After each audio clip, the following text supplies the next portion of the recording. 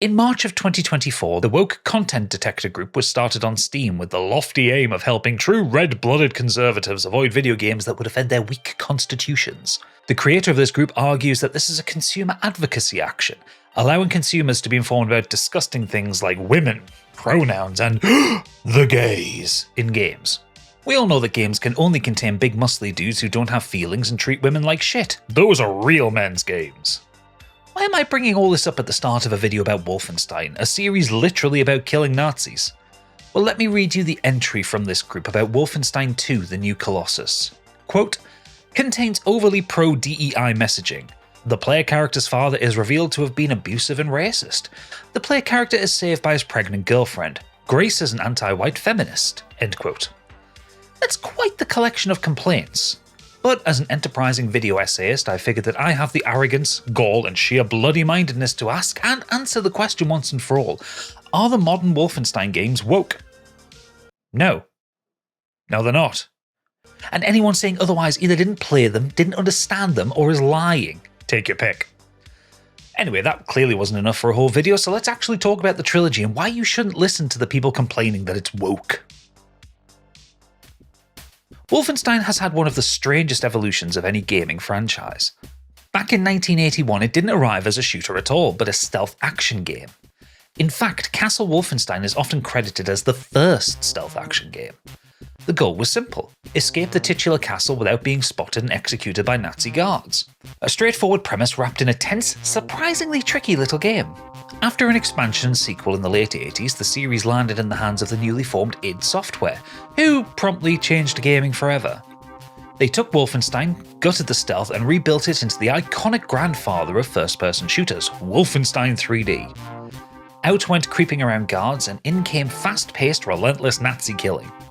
The somber tone of Castle Wolfenstein was replaced with campy, violent absurdity as our newly minted hero, BJ Blazkowicz, blasted through the castle and ultimately faced off against the dual minigun-wielding Mecha Hitler. Wolfenstein 3D was a global smash hit that didn't just revitalise the series, it effectively invented a new genre of PC game. It then spent the rest of the 90s being busy with a couple of small indie projects you may have heard of, Doom and Quake, which catapulted them from scrappy collective of punk devs to industry legends. BJ wouldn't get to shoot more Nazis until 2001's Return to Castle Wolfenstein. Return is where the series leaned into its pulpy sci-fi identity. Nazi occultism, weird science, undead nonsense, super soldier experiments, all the stuff that would become future hallmarks of the franchise. After that, the series kind of faltered. Raven Software's 2009 reboot, Wolfenstein, just didn't stand out in a crowded FPS landscape, and the franchise slipped into a half-decade of hibernation. It didn't kill Wolfenstein, but it absolutely didn't drag it into the modern era either. And then MachineGames arrived. Formed by developers from Starbreeze, the team behind character-driven shooters like Chronicles of Riddick, Escape from Butcher Bay, and The Darkness, MachineGames had a pedigree for crafting intense narrative-driven action games. At a time when most shooters were starting to blend into one beige blur, these folks understood atmosphere, character, and world building. In 2014, they pulled off the improbable. They released Wolfenstein: The New Order, taking a campy relic of early FPS history and redefining it into an emotionally rich, compelling, visceral action game. That still lets you dual-wield shotguns and punch robot dogs in the face. Before I dive in, this video is brought to you by my patrons and YouTube members. If you'd like to support these increasingly overambitious video essays, head to patreon.com/gadgetongaming or hit the join button. Support starts at just $2 a month, gets you Discord access, behind-the-scenes posts, and more. I'm also testing something new. I recorded my entire editing process for this video, and I'll be putting together a supporter-exclusive breakdown of how these essays get made. So if you want to see how the sausage is made, you know where to go. If financial support isn't your thing, that's totally fine. Just hit subscribe, leave a comment, or drop a like. Every bit of engagement genuinely helps. And now, spoilers ahead. I'm covering the stories of the three main MachineGames Wolfenstein titles, not the spin-offs Youngblood or Cyberpilot. This is all about BJ Blazkowicz's arc. Also, fair warning, these games are gory, loud, and very enthusiastic about turning Nazis into a fine red mist. And if you're someone who takes exception to the sight of Nazis being shotgunned in the face, this probably is not the video for you, and you should probably ask yourself why that is. Anyway, with all that out of the way, let's dive into an alternate history and kill some goddamn Nazis.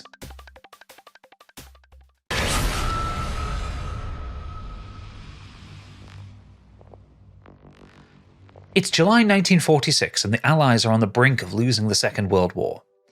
The Nazi war machine has run roughshod across Europe. Their rapid technological advancements have completely dominated the battlefield. Terrible mechanical monstrosities have decimated the Allied armies and hope is wearing thin. We start the game with our hero dreaming of a simpler life, a family life, before being rudely awoken to reveal he's in a bomber. The Allies are mounting a last-ditch assault on a fortress to try and turn the tide of war. The target is Wilhelm Strauss, otherwise known as Death's Head, one of the highest-ranking mad scientists in the Third Reich and the man responsible for the worst excesses of Nazi human experimentation. Killing Death's Head and destroying his fortress would significantly cripple the Nazis and give the Allies a chance to turn the war around in a significant way. We're leading the charge as US Army Ranger Captain William B.J. Blazkowicz, a man the Nazis fear as one of the fiercest fighters in the Allied forces. BJ is woken from his nap by his pilot, Wing Commander Fergus Reed, as the assault on Death's Head's compound immediately goes off the rails. The Nazi jet fighters are faster and more deadly than the bombers, tearing through the approaching phalanx of paratroopers before they can get close enough to jump. After what can only be described as a less than ideal landing, we come face to face with one of Death's Head's terrible creations, the Panzerhund, a giant walking tank dog. Yeah. As the assault carries on, we're introduced to Private Wyatt, a young soldier who's green around the gills but shows remarkable bravery by saving BJ from being eaten by one of said Panzerhunds.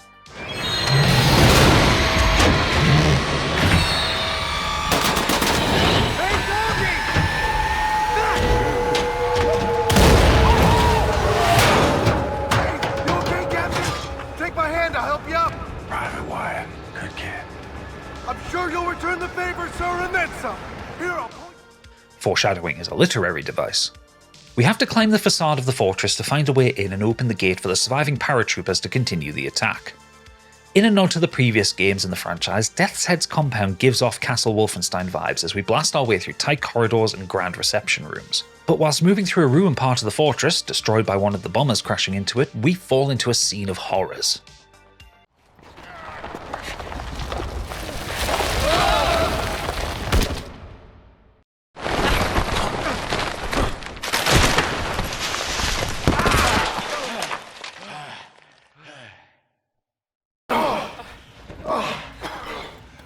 Circus. My feet are broken. What is this place?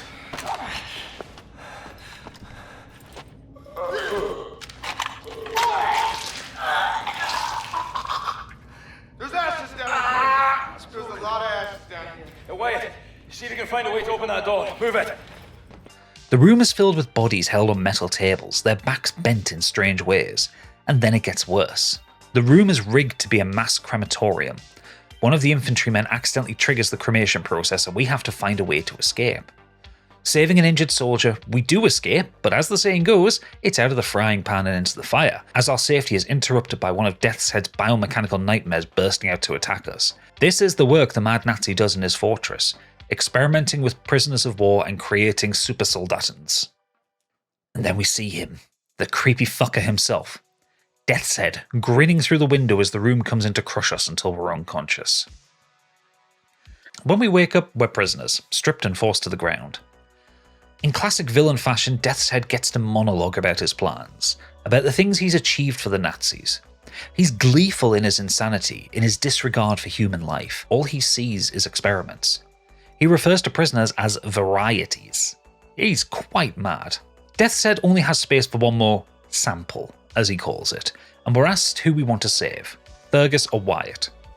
This choice sends us, the player, down a different timeline depending on who survives. For this video and this playthrough, I chose Fergus. Yes, an astute selection. Young, unspoiled, fresh, tender samples. Fatty tissues intact. You will save me, won't you, sir? I know you can do it. Sir!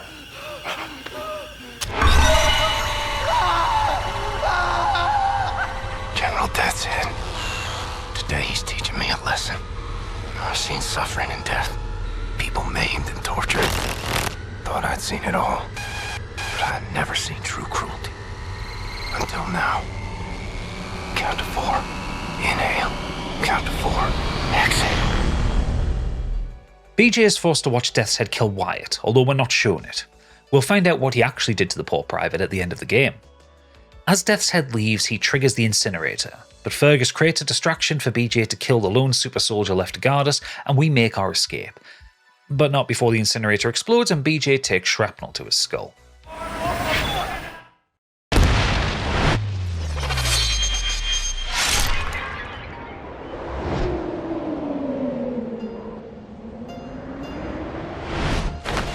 It's a breathless opening to the game. From the beachhead all the way to the top of the fortress, the game pushes the player forward, throwing squads of intimidating soldiers, huge robotic monstrosities and weapons at you. In the space of one level, the player is shown most of the New Order's new mechanics, like the obscenely fun dual-wielded assault rifles, or the commanders, who will raise the alarm and spawn infinite reinforcements if you're spotted.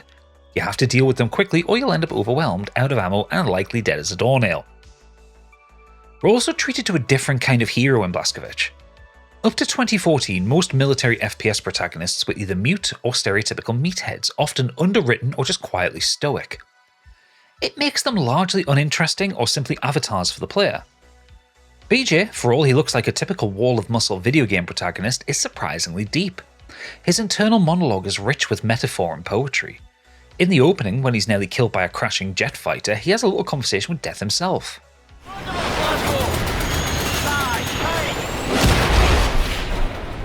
Death at the gates again. Holler my name. Can't greet you today. I have a war to win.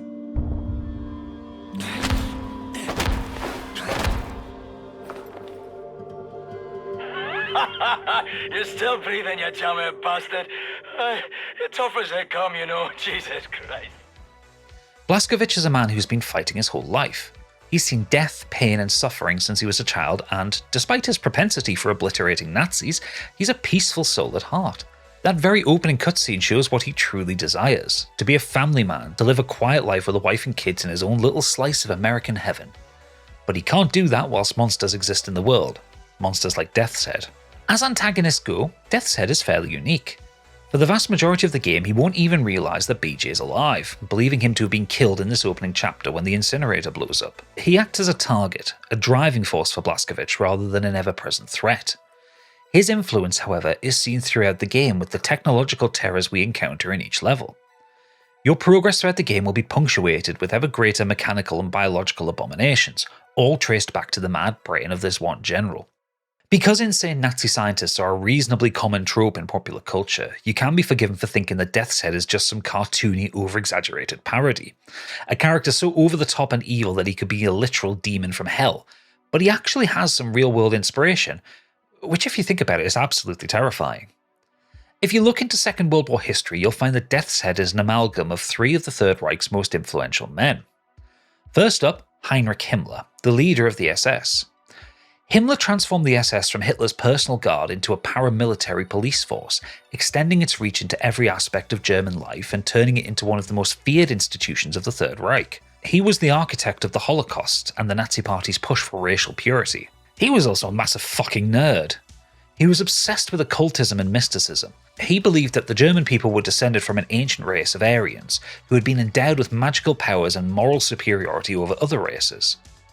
He organised the SS like a knightly order, and even went as far as commissioning archaeological digs to try and find mythical objects he believed could help the war effort and push the German people closer to his Aryan ideal. Then we have Joseph Mengele, the Angel of Death. This guy is the epitome of the lunatic Nazi scientist. He was a bona fide monster who conducted horrific medical experiments on concentration camp prisoners, often without anaesthesia.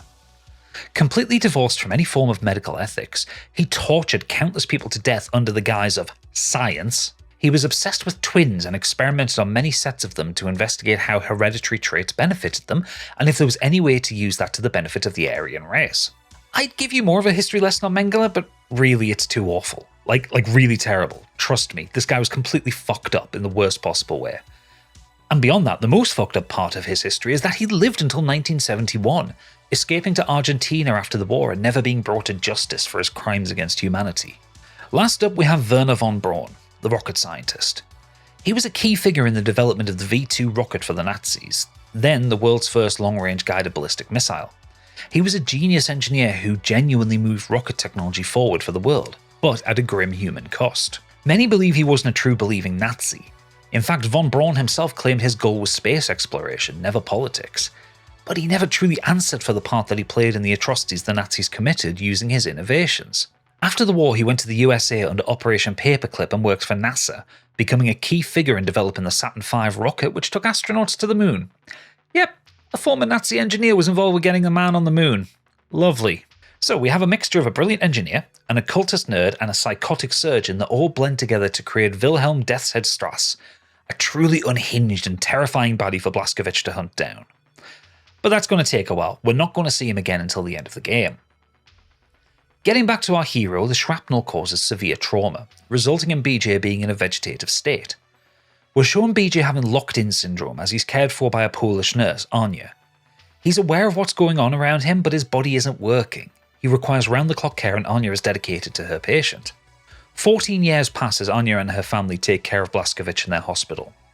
Periodically, Nazi officers come to take some of the patients away for experimentation. Anya's father complies out of fear, believing it's worth it to keep the wolves from the door. But one day the SS officers shut down the hospital and take all the patients away that are useful, whilst executing the ones who aren't. Anya's father tries to resist, resulting in both him and his wife being killed. The Nazis take Anya, and this is where Blazkowicz returns. Nazi scum.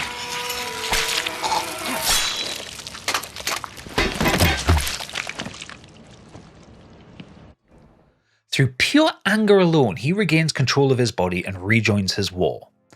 What follows is less of a level than a Nazi slaughter. Machine games are really good at creating set pieces that allow you to enjoy the power fantasy when we need it. Sure, BJ hasn't been able to move for a decade and a half, but don't think too hard about it and just enjoy the super shotgun and a shooting gallery of faceless soldiers. Once Anya has been rescued, she takes us to her grandparents' house where we can hide out, but we have an extra passenger, a Nazi commander who hid in the boot of the car during the firefight outside the hospital. Once he's restrained, Anya and her grandparents catch Blazkowicz up on the state of the war and the fact that he's been out of commission for a decade and a half. You've stayed with us for 14 years. It's 1960.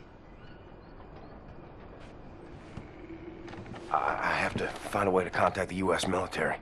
I gotta find my unit, let them know I'm alive and ready for duty. There's no more war. It's over. No more military. No. The war ain't over. Look at all these Nazis walking around. They won. It's over. The Nazis rule the world now. They are everywhere.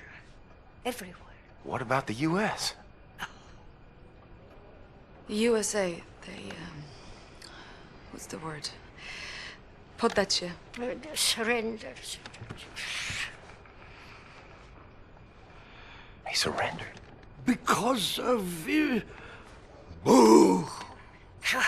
Atom bomb. They surrendered 12 years ago when Nazi atom bombed their country. Yes. Well, then I'll find the resistance. I'll find them and I'll help them fight. Oh, no. More resistance. Everyone is captured. If they leave, the Nazis have them. And who can say where they keep them?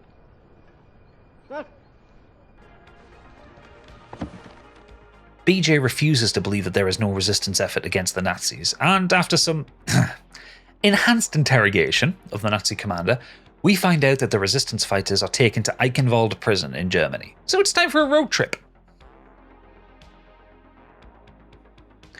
After blowing through a particularly large Nazi checkpoint, BJ and Anya make it onto a train heading towards Berlin, and we meet our secondary antagonist for this game, Gruppenführer Irene Engel. This woman. Oh, this woman. Frau Engel is a wholly original character for this series of games. She's not based on any particular Nazi or group of Nazis for that matter. Instead, she is one of the most extreme examples of an SS commander ever committed to any form of media. But I'll get to her a little later in the video. She's on the night train with her boy toy, Hans Winkler, or Bubby. She's a sadistic piece of shit who starts her encounter with Blasko by complimenting his Aryan features, before performing a racial purity test. She tells us that if we go for the gun, or get the answers wrong, she'll execute us on the spot. But it's all a game though. The choices don't matter at the end of the day. With her own logic, if BJ wasn't a pure-blood German, he'd have gone for the gun rather than playing along. She's quite dangerously unhinged, and we're going to deal with her a whole lot more across this series of games. The first time I played this scene back when the game originally released, I actually had to unclench once I finished it. When BJ returns to the cabin with Anya, we see that they don't waste any time with their romantic relationship. And I love this line at the start of their love scene. Sometimes Christmas, sometimes birthdays, sometimes mayhem, suffering, and death. Sometimes you just need to feel something good. Arriving in Berlin, we're shown the scale of what the Nazis have managed to achieve in 14 years, with the German capital city completely unrecognisable, rebuilt and expanded massively with new brutalist architecture. But we don't have time for sightseeing, we're orchestrating a prison break from one of the most secure places in the Nazi Empire. Easy, right?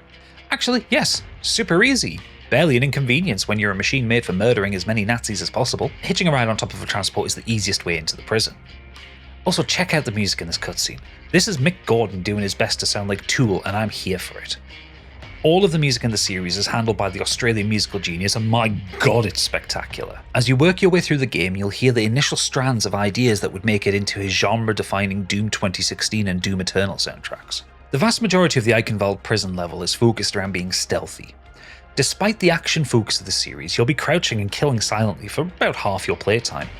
BJ might be a walking body count, but he can be killed quickly when outnumbered, so whenever possible, sneaking and avoiding alarms is preferable. Plus you get some cool stealth kill animations, which are usually worth the effort. Before you reach the prison, you'll also find the laser cutter, a handy dandy little tool that lets Blasco cut through fences, chains, boxes, vents, and can eventually be upgraded to be a bloody powerful weapon in its own right. With the sneaky killy out the way, Blaskovich finds his way to the centre of the prison and the resistance fighters he came for. Here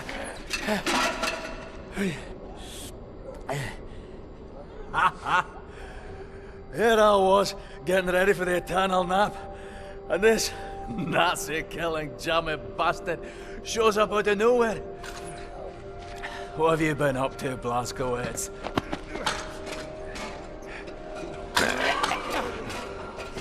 Shooting, stabbing, strangling Nazis. Ready to set things straight, Fergus. Well then, let's square on out of here. Kill every damn Nazi that gets in our way. Lo and behold, who is it but the mad fucking Scotsman himself, Fergus! He's still alive after 14 years and he's been rescued by a man he thought was long dead. Now that's got to be a bit of a headfuck. No time to reconnect though, there's Nazis at the door and it's time to go loud with the automatic shotgun. Cue the Mick Gordon music.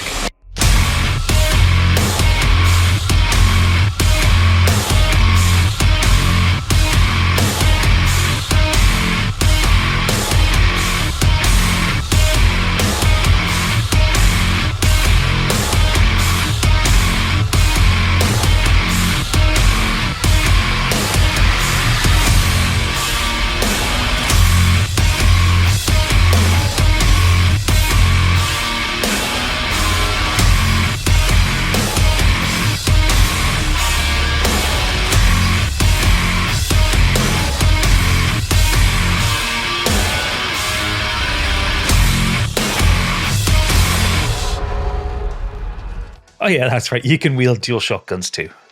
Oh my yes. After one stupid stunt jump and an assist by Anya, the three of us escape in a police car and we head for the resistance base. Oddly enough in the centre of Nazi Berlin, hiding in plain sight, so it would seem. Here we're introduced to the Kreisau Circle, the tattered remains of the resistance cell who've been trying to gain a foothold in fighting back against the Nazis, without much success. From all the resistance fighters taken to Eichenwald, it's only Fergus who makes it out alive. The remaining members are Caroline, the leader of the group, then we have Klaus, a reformed Nazi who wants to get back at the regime, the troubled math savant Tekla, and the powerful but brain-damaged Max Haas. While most of the members of the Kreisau Circle are new for this game, Caroline Becker is actually an existing character to the series and, along with BJ and Death's Head, she's carried on from Wolfenstein 2009.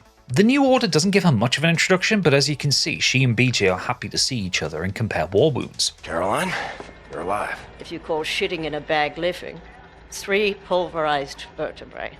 You? Head trauma, 4 inches of cast iron shrapnel right in the conch. Still in there.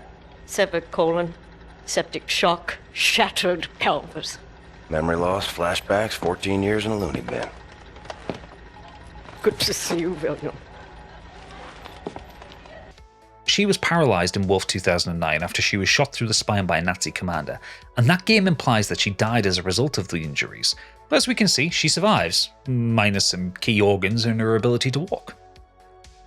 This leads me to one of a handful of criticisms I have for the series of games. The entire MachineGames Trilogy is presented as a reboot of the series, when in reality they're a sort of a soft sequel to the underperforming 2009 game. Blazkowicz's hatred of Death's Head and his mission to kill him is born from that game, a game which sold poorly and as a result not many players will have experienced.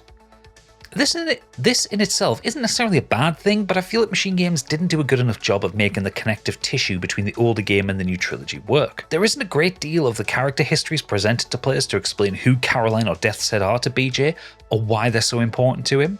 We're just expected to take it at face value that running into Caroline is a big moment for BJ, which I think does a disservice to both characters. The base for the Kreisau Circle, a collection of rooms in the sewers beneath the monuments of truth statues in Berlin, act as a hub area between missions. After each mission, you'll come back here and plot the group's next moves and explore the remaining tunnels. There are lore documents and secrets abound here, all that can help the player with their understanding of the wider history of the game, as well as getting BJ upgrades to his weapons and stats. As a fun interlude, if you sleep on the mattress on the upper floor of the hideout, BJ will have a nightmare which takes him back to his escape from Castle Wolfenstein, resplendent with blue pixelated walls, grey floors, and that MIDI soundtrack from Bobby Prince. It's a great little distraction, especially if you're old as fuck like me and remember playing the original game back in the 90s. Although it's weird seeing BJ's high-resolution hands and pistol against the pixelated sprites and backdrops, but regardless, it's a bit of fun. Our first task is to find the folder detailing our next mission, Project Whisper. Max has taken the files as he deplores violence and is worried that people will get hurt. We'll find the files hidden in his bedroom after Klaus has subdued the gentle giant. This mission is practically suicide, and Caroline gives the briefing. Much obliged, Captain Blazkowicz. You ready for an assignment? Friends and comrades, this is it. Project Whisper. It's been in development for years. A helicopter aircraft. The Nazis have found a way to make it virtually silent in flight and undetectable by means of radar. Anya has decrypted the Nazi chatter out of London and located the only 3 prototypes in existence at the London Nautica research facilities there. With Captain Blazkowicz on the team, we are finally strong enough to strike at the operations. The days of scurrying like rats are over. With these machines in our possession, we can go anywhere, hit anything. We will rebuild the Kreisau Circle, arm ourselves to the hilt. We will rise up and take down Death's Head for good. They think the war's over, that we are weak, beaten, don't have the guts to oppose them. And as always, they are wrong. I've got a 14-hour drive. I've got a sinus infection. I haven't had a full night's sleep in 8 months. So let's go, people. Because I'm not doing this again. You've got balls of steel, Bobby Brown. Stop. I just want to get this over with.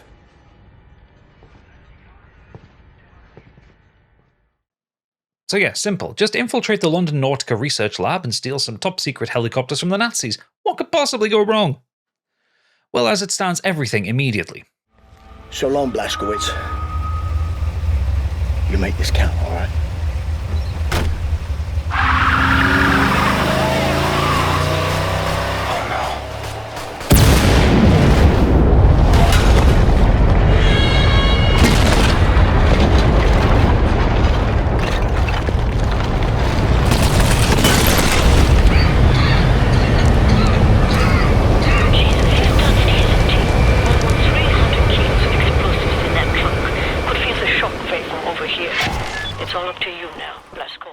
I don't think anyone discussed with BJ that Bobby was going to blow himself up to cover our infiltration. The London Nautica is one of the top Nazi research labs in the world, so naturally it's defended by a standing army of soldiers, Panzerhunds, and automated defences. And because of Bobby's explosive distractions, stealth is out of the window and everyone is on alert. When I talked about push-forward gaming earlier, this level is a great example of it. From the moment you make it into the main atrium of the building, there isn't a moment to stop and consider your actions. You see a Nazi, you shoot him. The relentless spawning of enemies, the pumping soundtrack, and the blaring alarms force you to stay mobile and deal with every threat as quickly as you can. These sections are a wonderful distillation of the game's verbs. Move, shoot, reload, shoot, move.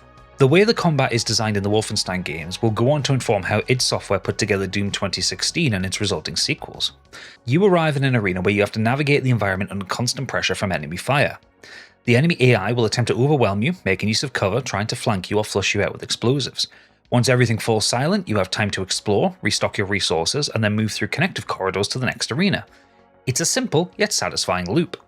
Your attention as a player is constantly being overwhelmed during combat through the excellent sound design on offer. Guns are throaty and loud, enemies will bark updates at each other in German, flying drones will buzz around your head, the sound screwing with your perception of direction. It all mixes with Mick Gordon's vicious soundtrack to keep your pulse racing through each combat section. Halfway up the tower, BJ happens on some ancient artifacts and some documents written in Hebrew. Keep this in mind as we're going to be finding out a lot more about the Dart You Should very soon. I also adore the way BJ recites the phonetic alphabet. It's so wrong, yet so funny. Are there any identifying marks? Dot? You should. Dog, Abel, apostrophe, Abel, Tara, space, yoke, item, Charlie, Hal, Uncle Dog. At the climax of this level is an absolutely insane arena filled with soldiers and giant robots. BJ even comments on it. It used to be easier. You didn't have big honking robots, and I had an army. Anyway, cue the montage.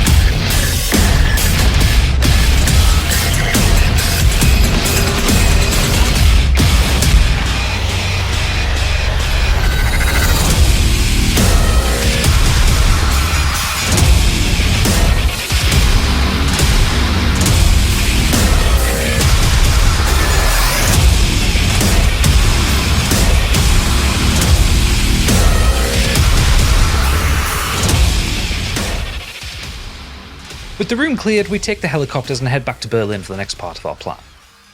So I want to play this cutscene because we get a little bit of Caroline's history, but mostly it's fucking great.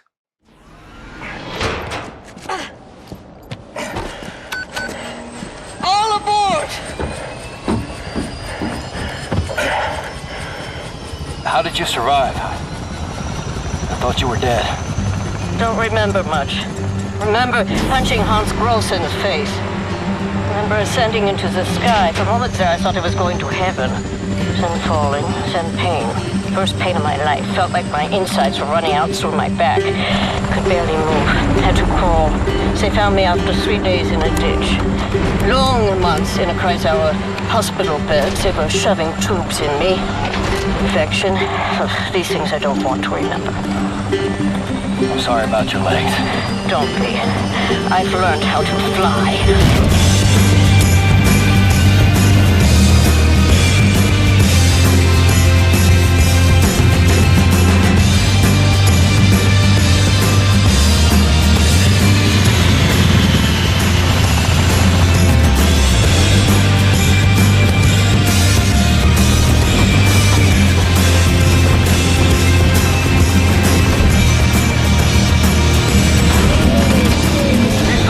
Going to fit, Caroline? Yes, they will. Trust me.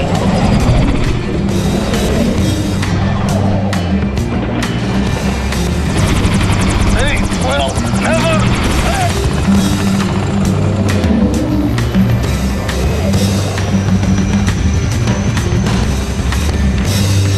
Have you finished complaining? Anya has worked out that the Dart You Should is an organisation. She has an encrypted list of members and an idea of where we can find someone. She also has a theory. The documents that we found in London mention that the concrete the Nazis are using is a Dart You Should innovation. A super strong, super reliable material, uber concrete, is what the Nazis have been using to build all their brutalist cities over the last 14 years. But some of it is susceptible to mould, which is odd. We're also given some backstory to Klaus. He was a loyal Nazi who wanted to start a family. He had a child conceived during the war after years of trying. But when he was born, he had a club foot, meaning that the Nazis would take him away for extermination. Racial purity and all that. He tried to stop them, which resulted in both the child and his wife being killed. Klaus blames himself for not being able to protect his family, and he vowed revenge and that he would never forgive the Nazis for their barbarism. Since then, he's dedicated himself to caring for Max and the others around him. Yet despite his reformation, the game doesn't shy away from the fact that Klaus was a Nazi. He still sports a huge swastika tattoo, a reminder of the things he did for the Reich in the past, and something he won't get rid of until there are no Nazis left. He's trying to be a better, kinder person without forgetting what he used to be. He's the perfect counter to the modern "not all Nazis are bad" defense. Certain voices make excuses for fascism by trying to excuse the actions of Nazi soldiers. They were just following orders. They didn't know about concentration camps. They were swept up along with others into the war effort. Diffusing moral responsibility is a dangerous path to walk down, as it softens how we think about fascism, and when that happens, it grows like a bacteria in society. Klaus is treated in the story with compassion. We sympathise with him, but at no point is he ever offered a clean slate for his actions. He was a true believer in the Nazi regime, and he wanted to build a family within the framework of the state. It was only when his son was born imperfect and the system turned on him did he defect to the resistance. He bought into fascism, and fascism fucked him over. Klaus doesn't achieve the redemption he's desperately seeking. He fastidiously cares for Max Haas, true, but his caring for Max will never allow him to atone for his crimes. It's a brilliant, subtle way of writing the character to show that there is no way to be even a little bit complicit with fascism. Klaus's story is a cautionary tale. That fascism will devour even the most loyal followers if they fall short of the ideological ideals of the regime. And like all former fascists, he doesn't get to shrug it off and say, "I was following orders" or "I didn't know." He has to own his actions and the consequences of buying into such a political ideology. The end of his story reinforces these themes, but I'll talk about that when we get there. In this interlude, we also get a brilliant, if heartbreaking, scene with Fergus. He's suffering badly from survivor's guilt. For 14 years, he's been carrying the pain of Private Wyatt's death and BJ's decision to save Fergus over the boy. He's getting old and is suffering from PTSD. He's angry. Not at Blazkowicz necessarily, he's just angry and in pain. He believes that Private Wyatt could have been a future for the resistance, a young, powerful soldier who could have been an inspiration to others. In Fergus's mind, both he and BJ represent the old ways, the old times. They're too long in the tooth for the fight. Blazkowicz returning from the dead, so to speak, has brought all of these feelings of pain, guilt and inadequacy up for Fergus, and in these quiet moments he's unable to bottle it up any longer. Poor guy. For all the intense action of this game, it's these quiet moments in the interludes that remind us of the cost of the war we're fighting. Fergus is an utter wreck. He's stressed and strung out by the constant violence and the never-ending fight against the Nazis. He even admits he's only carrying on through sheer willpower alone. Klaus mourns his lost family by caring for a newfound family, but it's not the same.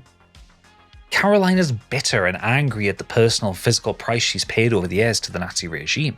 It's a stark reminder of the long shadows that decisions made in war can cast.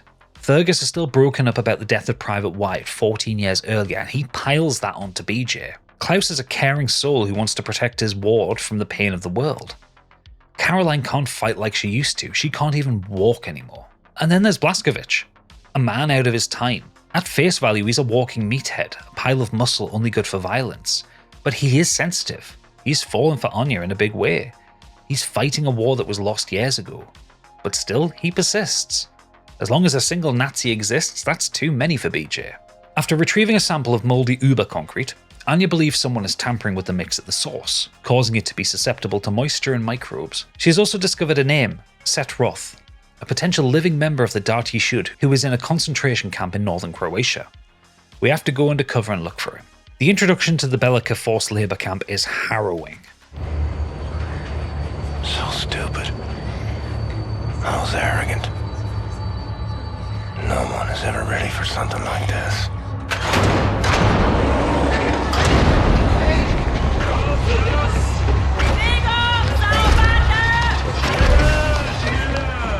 Bitte! Bitte, gute Frau! Sie liegt im Sterben!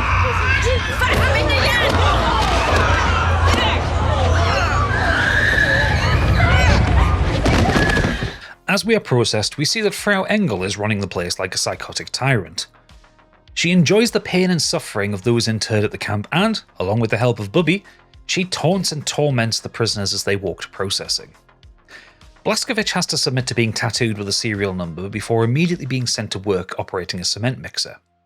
It's here that we'll meet a new friend, Bombate. The first day is tough, my friend, clear to accept. It gets no easier to me. Now I can remember near how many weeks long, months maybe. Not many survive for long. I was fighting the Nazis in Africa. I held them back for a while, maar it ongeluk. It was too strong. Now I just try to survive, day for day. After some minor technical issues with the cement mixer, we managed to get into the block where we can find Set. The yard is patrolled by a giant mech walker known as Herr Faust, or Mr. Fist in English. Engel isn't fucking around. Setroth is a cantankerous old man, but he's a brilliant scientific mind. He is the longest surviving prisoner in Camp Bellica, having been picked up by the Nazis in 1941, so 19 years by the time BJ arrives. He's the one who sabotaged the formula for the Uber concrete, allowing it to degrade, and has been the one keeping people alive as long as possible, using his in-depth knowledge of medicine and science to help his fellow man. He doesn't want to help Blazkowicz at first. He swore an oath to keep the Dati Shud secrets, secret. But he eventually relents on the condition that Blazkowicz shuts down this concentration camp and helps as many people as possible to escape. Getting into the guard barracks, we're greeted with bodies. Lots of bodies. Someone has been torturing and killing people in this building. We'll meet him pretty quickly, as the guard only known as the Knife catches us by surprise and takes us prisoner. Dachtest wohl, du könntest dich in mein Haus schleichen, was? After escaping cremation for a second time, we now have a knife and the means to dispatch this side psycho. I really enjoy these guided stealth sections. They're completely rigged in your favour, with enemies all conveniently patrolling in ways that'll keep their attention in the opposite direction of where you'll be moving, but they act as a nice little palate cleanser between the more high-intensity gun battles or tricky stealth puzzles. Just move and kill. Following a brief killing spree through the camp's command building, we find the power source that Set needed to take control of the Herr Faust, but we're shocked by it and knocked out, resulting in Frau Engel capturing us and sentencing us to death. It's always nice to wake up tied to a stake. But we still have the battery and somehow manage to get it to Set before the Herr Faust takes his head off. He takes the control of the machine and, well, have a watch.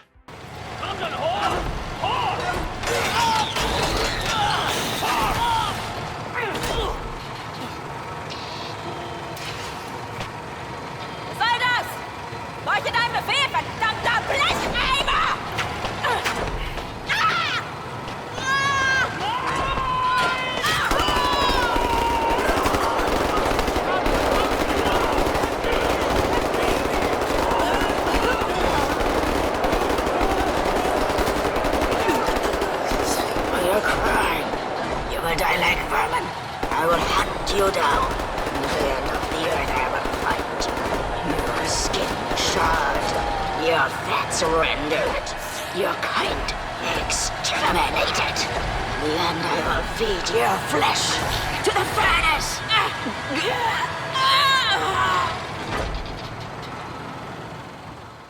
Bye, Engel. Now to liberate the camp. You know, as soon as Set pointed at the Herr Faust that we were either going to break it or use it. Well, we're using it to bust everyone the fuck out of here and kill a fuckload of Nazis. Again, this is another one of those set pieces that isn't hard and it's wildly rigged in our favour, but the rule of cool means this is just insane cathartic fun. Everybody loves operating a walking battle tank. Somehow, Engel survives being thrown off the cliff by the Herr Faust and she opens fire on the escaping prisoners, but we manage to get away regardless. This whole section isn't particularly subtle, but it's brilliantly done. By forcing us to march through a concentration camp, players are confronted with the horror of how people were treated by the Nazis. Being fed into the camp like cattle, forcibly tattooed with a serial number, and made to live in filth with the constant spectre of torture and death over our heads, we're given the tiniest, lightest hint of the real-world horror so many millions of innocent people were subjected to. This franchise gets so much shit from the usual chuds for being pro-DEI propaganda or pointlessly woke, yet it addresses such human horrors with deftness and respect, whilst not shying away from just how terrible these places were. But yeah, it's totally woke propaganda. Fuck me, these idiots make me so mad. Moving swiftly on, it's time for a history lesson on the Dati Shud. Tell me, what is it? Das Yichud is an ancient, mystical society. For millennia, we have operated with utmost secrecy up until right now. What do? Do you pray? No, Mamala, we don't pray. We invent things, Mamala. The technology developed by Das Yichud is centuries ahead of anything you've ever seen or imagined, and highly dangerous in the wrong hands. The Nazis found our safekeep. They stole our secrets. They used them to win the war. Everything they have accomplished, everything was built upon our knowledge. But it wasn't our only safekeep. We have hundreds of them hidden in the secret places of the world. Hundreds, some small and tentative like the ones the Nazis found. Others, great halls of knowledge stacked high, magnificent inventions, things that to you will seem like magic. Yes, Set Roth belongs to a secret Jewish mystical society who created technology far in advance of anything modern industrial nations could even conceive of, as far back as ancient Mesopotamia. Da'at Yichud translates roughly from Hebrew to English as unique knowledge, and their creation of technology wasn't intended to create weapons or devices of war, but it was their way of worshipping God. Stay with me here. The creations of the Order were created purely through reason and logic, and they believed that that would bring them closer to God. They created simply to create. Nothing was ever meant to be used or shared outside of the Order. They used their engineering prowess and ingenuity as a form of prayer. The Nazis turned the tide of the Second World War in their favour when they discovered a small Da'at Yichud safekeep and they stole all of the technology in it, corrupting the purpose for which the devices were created. Nazi engineers took the documentation and attempted to reverse engineer the technology, which is what we saw in the lab in the London Nautica. This central irony that the Nazis prevailed only by using stolen Jewish technology has a parallel to real-world history. Quite famously, the Third Reich looked down upon and scoffed at what they called Jewish science. And by Jewish science, they meant the works of Albert Einstein, a very famous Jewish physicist who was very publicly anti-Nazi. The Nazi Party instigated a propaganda war against Einstein and others like him to discredit the theory of relativity, quantum mechanics, and many other fields of study in and around physics and chemistry. As far as the Nazis were concerned, modern science, and especially physics, were Jewish pursuits. Scientists sympathetic to the regime even promoted their own ideologically pure physics. Aryan physics? No, I promise you I'm not fucking kidding. Was pushed by fringe voices who rose rapidly within the ranks of the Nazi propaganda machine. Johannes Stark and Philipp Lenard, both Nobel Prize winners and influential voices within the Nazi Party, were behind this concept that had no real basis in science, instead pushing an entirely ideology-based scientific method. We're talking vibes here, people. Aryan physics dismissed Einstein and others' works purely because they were Jewish, not for any evidence-based reasons. They also promoted the idea of a mythic German spirit that allowed for intuitive science, rather than following any form of scientific rigour. They even preferred experimentation over theory, for no other practical reason than Einstein proved his work via theory first before experimenting. As a result, the Aryan physicists would refer to mathematical abstraction as Jewish intellectualism. Ultimately, the Nazi purge of Jewish scientists can be seen as one of the initial arbiters of the Nazi downfall. Most of the purged scientists escaped to the UK, the US, and even Russia. Einstein himself consulted on the Manhattan Project, allowing the US to get the lead on building a working atomic bomb. By comparison, the Third Reich's scientific progress ground to a halt.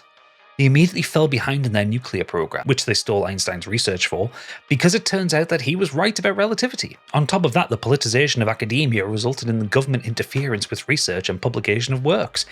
Everything had to conform to what the regime wanted. Anyway, back to the game. Set knows of another safekeep of Da'at Yichud artifacts that he's willing to share with the Kreisau Circle. One problem, it's at the bottom of the Atlantic Ocean. And there's only one way to get down there. We need to steal a Nazi U-boat. Because of course. To get to the U-boat, we're going to need to head through the sewers below Berlin, using a device called the Tunnel Glider. It's a quiet mission filled with lore as Anya reads Ramona's diary to us. Anya's grandmother gave her the diary of her cousin, a young girl who grew up trying her best to fight back against the Nazis. We get a whole diary over the space of the next few missions, but it's a fascinating story of a woman who becomes a black widow for Nazi soldiers. She seduces and romances high-ranking Nazis, killing them in a variety of creative ways, from stabbings to throwing grenades into their buildings to poisonings. At one point she becomes pregnant from one of these trysts and she's forced to find a way to abort her baby. She also talks about the Nazis winning the war and her heartbreak at that, then her friends and family becoming Nazi sympathisers, or at least compliant with the regime. Of course, this isn't actually someone called Ramona. This is Anya's diary, as she then talks about the day BJ arrived at the hospital and her feelings towards him. It's a harrowing look into the things that Anya had to do for her own survival and her own personal resistance to Nazi rule. Anya's backstory seems to be inspired by the real-life tale of Niuta Titelbaum, the Polish Jewish resistance fighter nicknamed Little Wonder with the Braids. Like Anya, Niuta was an educated woman, having studied at Warsaw University. After the Nazi invasion of Poland, she became a resistance fighter and smuggler, leveraging her blonde hair and fair features to avoid Nazi suspicion of her Jewish heritage. she would pose as a Polish peasant girl to get close to Nazi soldiers or make it through checkpoints unmolested. She would use this unassuming visage to simply walk into official buildings, appearing naive or flirting with officers to lull them into a false sense of security. Then she would strike. There is a record of her walking into an apartment building like this and killing 2 Gestapo officers and wounding a third. She then infiltrated a nearby hospital in disguise as either a doctor or the wounded officer's fiancé, the details are a little sketchy, to finish him off. Unlike Anya, Nyuta was ultimately captured and executed by the Nazis, but not before taking part in the Warsaw Uprising and cementing her reputation as a cold, calculated and daring resistance fighter. We're going to rejoin Blazkowicz as he clears out a train yard of soldiers and super soldiers so we can reach the U-boat. And how is he going to do that, you ask? Well, what is big enough to hide a massive wall of muscle and gets delivered to a U-boat? Yep, you got it. We're hiding in a torpedo. And we get my favourite line from Fergus in the whole game here. Come on, man. I'll fuck the pig, you just hold the ears. When we get going in the U-boat, we unlock my favourite weapon mod in the game, the shrapnel rounds for the shotgun. Oh, it's glorious. The pellets from each round can bounce around corners and hit groups of soldiers multiple times. In a tight and confined space like, I don't know, a submarine, well, it's a fucking meat grinder and it's amazing. The Eva's hammer, yes, named after Hitler's girlfriend Eva Braun, is an absolutely gargantuan vessel. In fact, it's the pride of the Nazi Navy. This U-boat is armed not only with nuclear missiles, but a directional forward-facing nuclear cannon capable of launching a directed attack against any target, giving them no warning or chance to defend themselves. It truly is a dreadful weapon of war. Capturing the Eva's hammer for the Kreisau Circle gives the Resistance a powerful tool to fight back against the Nazis. And to really emphasise the scale of this vessel, it's big enough to contain a hangar for our small fleet of futuristic helicopters. When have you ever seen a submarine that can launch aircraft? Of course, we can't just go and unleash nuclear Armageddon on Death's Head yet. Oh no, we need decryption codes to arm the nuclear warheads. I'll let Fergus explain where we find them.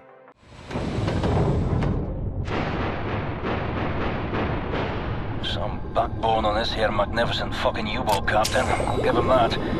Took the decryption keys to the nuclear cannon to his grave. It won't fire? Well, not the nuclear warheads, no. There I was, pining to ram a big proper atom bomb down Death's Head's throat. So let's find decryption keys. The actual physical nuclear decryption keys are not kept on planet Earth. They're stored in the Nazi lunar base. U-boat captains are required to learn them by heart. Well, the lunar base is the most secure facility the Nazis have. It's where they do all their top secret research these days. What's your point? Caroline and Anya are working on a bunker HQ. Engelach, we are here. Yep, the moon. Great. One insane problem at a time though. First, we're heading to the Dart You Should Safe Keep at the bottom of the ocean.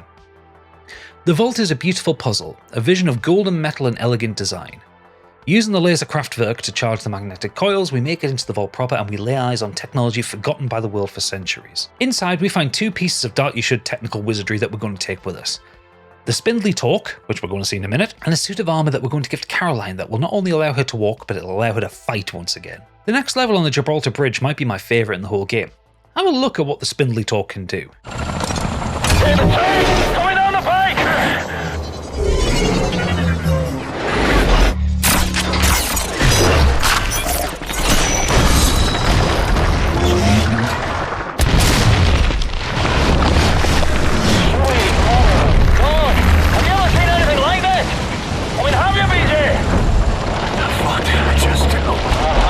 Captain, par for the course, innit? Mayhem and destruction like what you always do. It's just you doing you. Caroline, you there? That train's going nowhere. I'm gonna drop off the crazy American. He's got that angry look on him again. Roger that. Keep up the good work. So much for communing with God via technology. The spindly torque is a goddamn war crime of a device. It's also hilarious, so it's got that going for it. I love this level because it's pure action in its best form. BJ has to make his way across the ruined Gibraltar Bridge, dealing with destroyed pathways and pissed off Nazi soldiers. There's also an element of nostalgia for me, as this reminds me a little of that bridge section of Half-Life 2, but that's probably just me. Either way, it's a bonkers, action-packed mission with some of the best gunplay in the whole game. Sadly though, it leads to one of the most disappointing levels in the game for me. Now, I don't want you to take my disappointment as me saying that Moonbase 1 is not fun. Frankly, the concept of a Nazi moonbase is utterly hilarious to me. This massive facility is one of the most secure places in the Nazi Empire, only accessible via shuttle from the London Nautica. It's an expansive, wide-ranging research lab where all the most secret technological research is done, away from any form of resistance or scrutiny, What's not to love? My disappointment with this level is just how quickly it becomes another Wolfenstein level. BJ starts this mission incognito, disguised as the Nazi scientist we killed on the bridge. You make it through a checkpoint, some guards salute us, and then we get our guns and proceed to business as usual. For me, this is such a missed opportunity to pay homage to the franchise's stealth roots. Despite the main selling point of this franchise being unrelenting Nazi murder, the game does stealth really well. Every section with commanders, while still entirely possible to complete all guns blazing, are tense, crawling areas where stealth is absolutely the best way to guarantee success. The moon base could have been a great opportunity for a change of pace from the relentless combat, to have Blazkowicz act the spy and infiltrate the base further before all hell breaks loose. Like I say, it doesn't diminish the actual fun of this level for me, but it really does feel like MachineGames missed a trick. Insanely enough, the idea of a Nazi base on the moon is a long-standing post-war belief that constantly makes the round in conspiracy circles.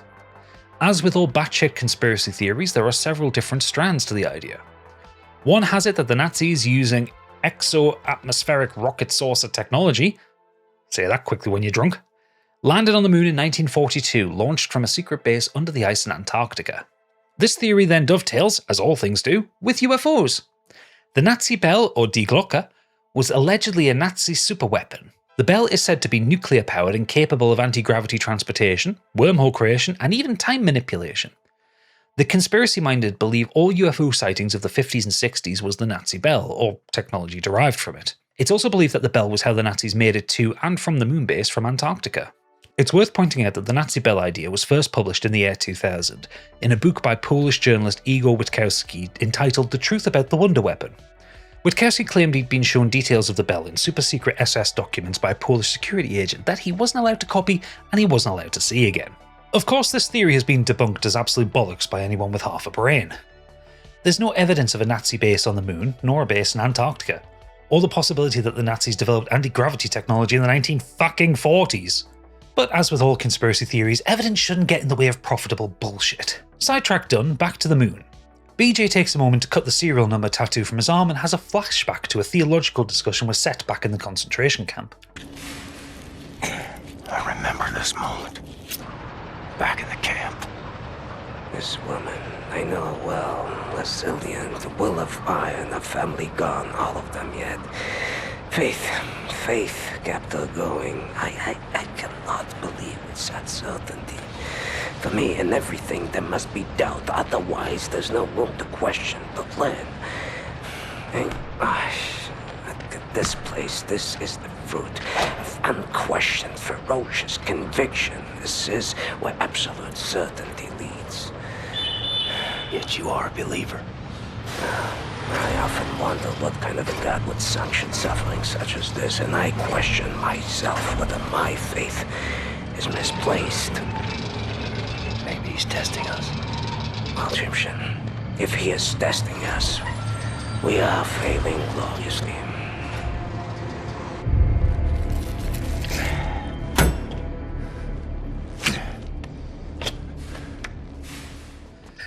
Maybe God is testing them all. Maybe they are failing. Maybe they just need to kill more Nazis. Who's to know? A little further down the line, Blazkowicz picks up the decryption keys for the nukes on the Eva's hammer, and it's time to book it out of here. But how do you escape from the moon? Same way you got in here. Time to hijack a space shuttle and think of Anya.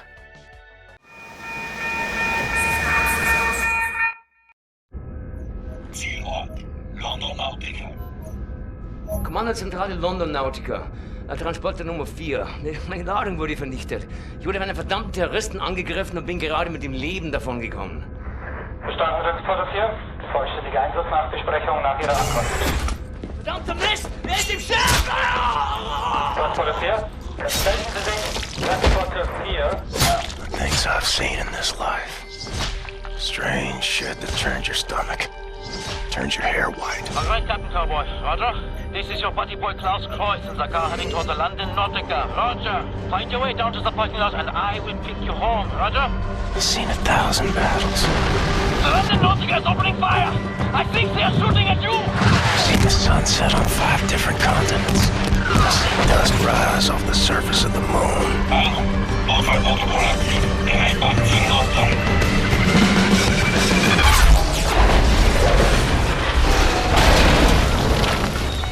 But all I want is to see you again. Can't park there, mate. The London Nautica is still being repaired following our previous visit, but we're not here for another tour. Klaus is going to extract BJ from the car park of the Nautica, so we need to hurry.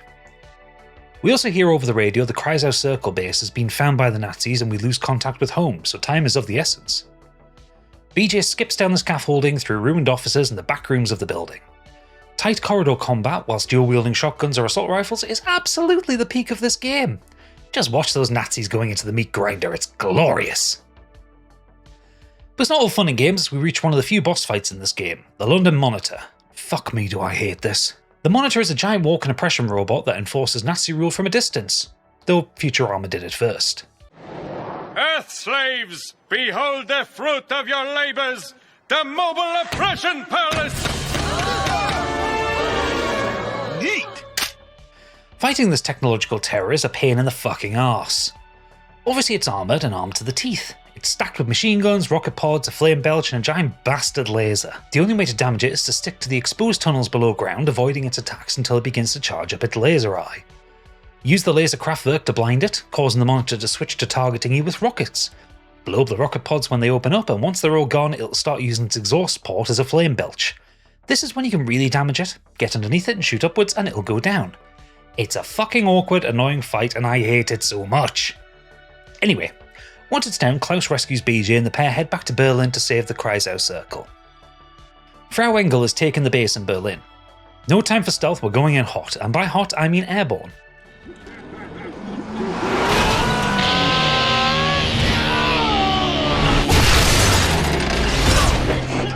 I'm sorry, Anya. I wish you could have seen the skate at dawn. I wanted to take you there.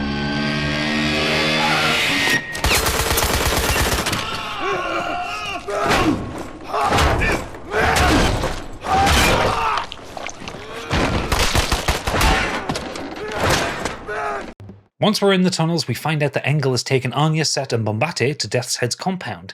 All we need to do is get to the hangar and get the fuck out of there. On the way to the hangar, BJ happens across Tekla, who informs us of the odds of victory. How do you arrive? Everything in accordance with the numbers. This day, the number of consequence is 19. A prime, why not? For the math to square, each and every one on our side must defeat 19 on theirs, on average, and then we'll win. I've been proficient with what you taught me. 11 in the stack. Did I thank you? I can't remember if I thanked him. Should thank the man that is my friend. But I have accumulated an additional 7 through other means prior to this day. I'm on the move. I need to find Fergus and Caroline. You should come with me. And violate my model. The model is loyal to universal causality. You ask me to rebel against the laws of nature, don't you see? The road in front of you is long and so hard. I wonder how you will cope. Mine is at its end. On this day. I am glad to have found my friend.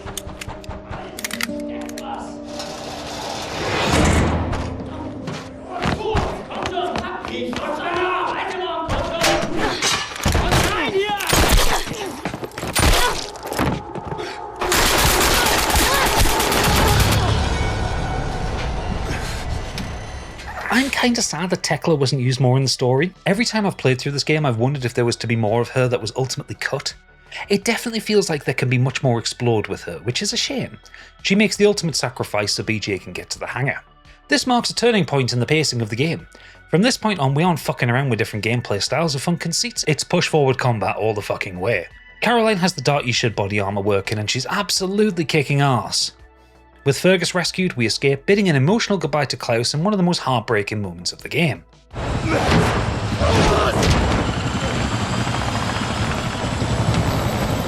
Du bist mein Junge, weißt du das? Doch eine gute Junge. Und jetzt bist du auf dich allein gestellt. Aber keine Angst. Ist da allein. Immer. Auch wenn es scheinbar so gesagt ist. Und jetzt musst du aufhören zu weinen und anfangen zu kämpfen. Ich wünschte, du konntest sie sehen. Die Kraft und die Stärke dir. Weg! Weg! Ah! Reaching back to what I was saying earlier about Klaus, his death is played so well to round out his arc. He's not offered forgiveness, and nor is there any hint that the Nazi turned good and proved himself worthy. No, his death is the cost he paid to try and make up for what he was part of. Klaus has to die for his redemption to be complete. Actually, redemption's probably the wrong word. He isn't redeemed, but more he's released from his pain and his guilt. He is never forgiven for his actions as a Nazi, and he was never able to atone for his part in the destruction of the lives of innocent people. What's heartbreaking about this moment, obviously, is Max's pained wailing as his best friend dies. Blazkowicz dreams of Mesquite, Texas, of a family life with Anya. But war waits for no one, it's time to finish this fight. The plan is simple. Use the cannon to blow the shit out of the defensive wall of the compound, get to the lower levels, save the hostages, get out, flatten the local area with nukes. Easy peasy.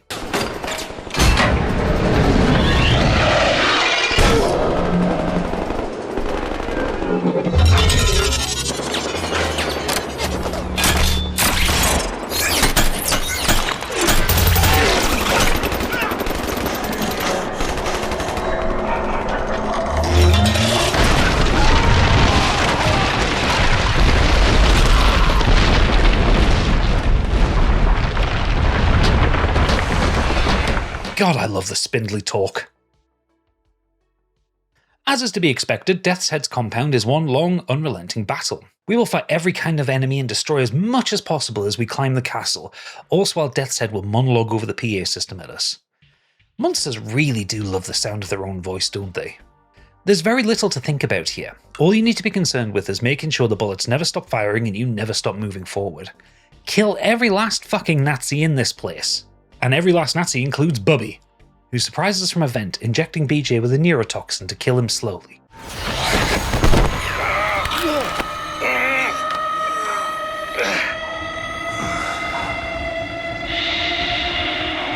It's all over now.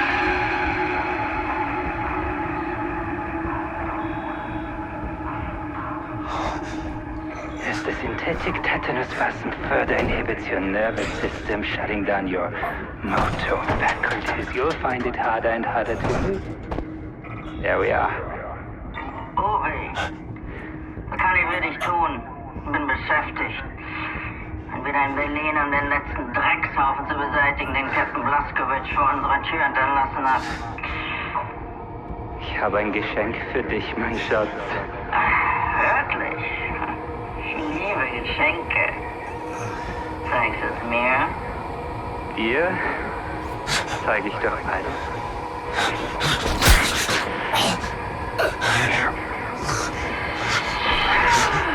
Bobby, dein Geschenk ist kostbarer als alles, was ich mir hätte erträumen können.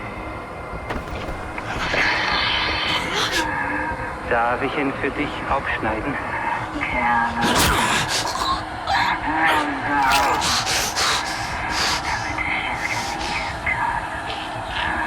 This woman is my life, you understand? My everything.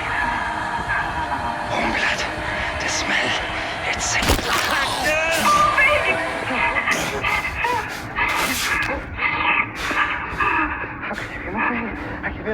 But Bubby doesn't count on the fact that Blazkowicz can angry his way out of anything, and we get a very satisfying cutscene kill where Frau Engel is forced to watch us kill her boy toy.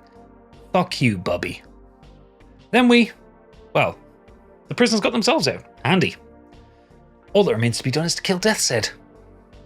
We, the player, finally find out what Death's Head did to Private Wyatt. I know you. We have met before. I think today we meet for the last time. Captain Blazkowicz. Still fighting after all these years. I remember your friend. I savor his memory. Do you remember him? In work like this, it is easy to be tempted to sense compassion. We must learn that this is pointless instinct, not fit for the master race. Hoch, hoch, auf die Platte!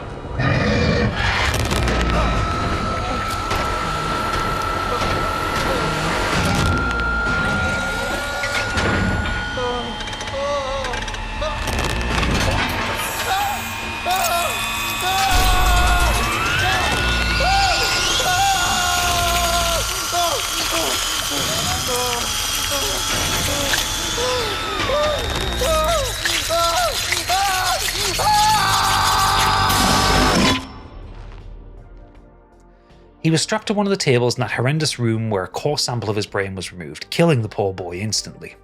But it didn't actually kill him. His consciousness was somehow preserved.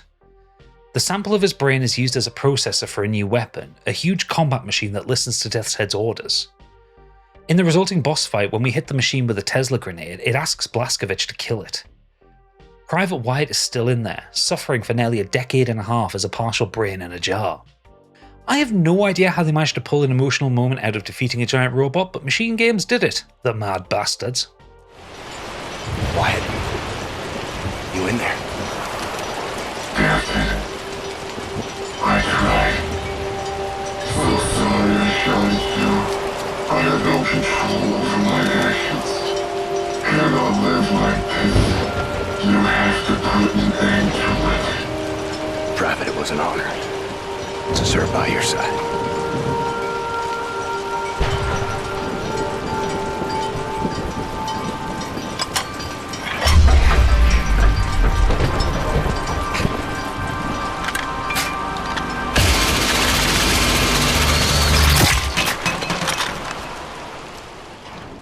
And speaking of mad bastards, the final fight is here. Mecha Death's Head.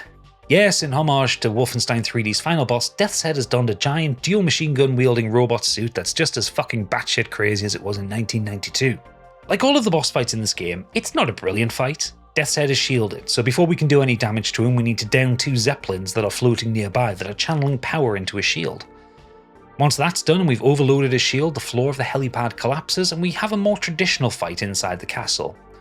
Run, shoot, and he'll go down. But Death's Head has one last trick up his sleeve.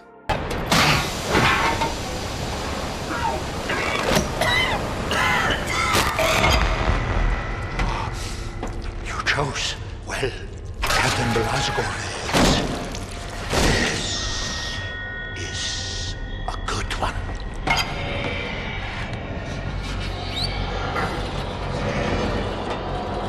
Count to 4. Inhale. Count to 4. Exhale.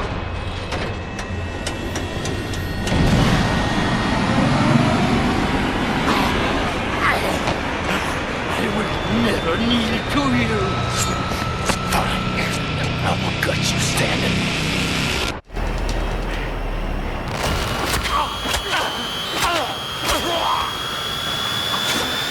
So colorful.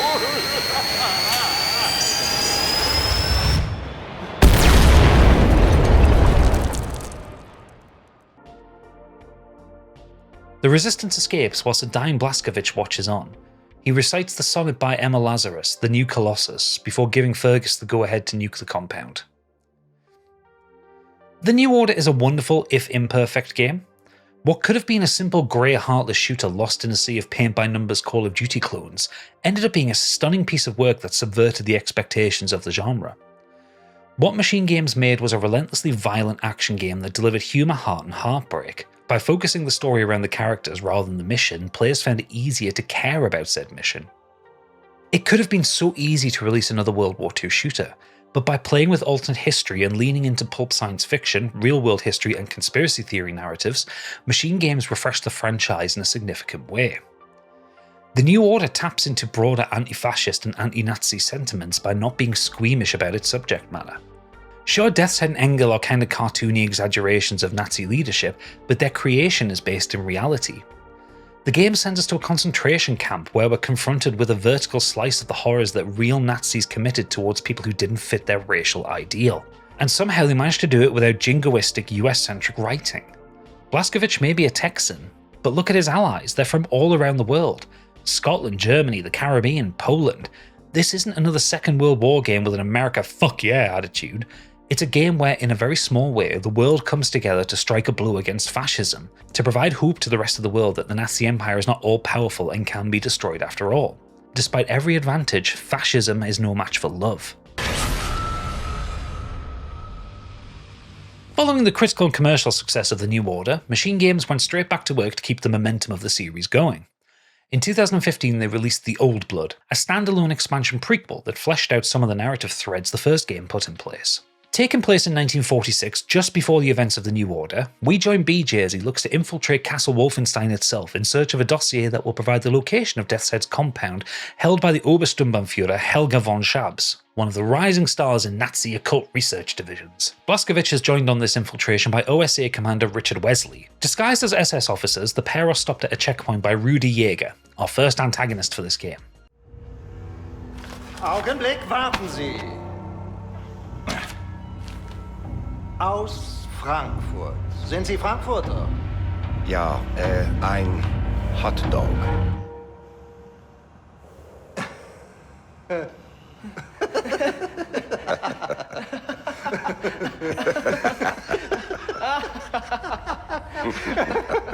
So ein komischer Kauz. Die spinnen, die Amis. Hotdog. He's a giant of a man, a sadistic motherfucker who has a reputation for setting his dog on whatever poor soul he ends up torturing. He's the very model of a modern Sturmbannführer, the ideal Aryan specimen. Tall, blonde, blue-eyed, muscular, Rudy is a propaganda poster boy for the racial purity of the regime. The reimagined Castle Wolfenstein is glorious. From the cable car approach, we see this enormous brutalist facade that gives way to a cavernous entrance hall.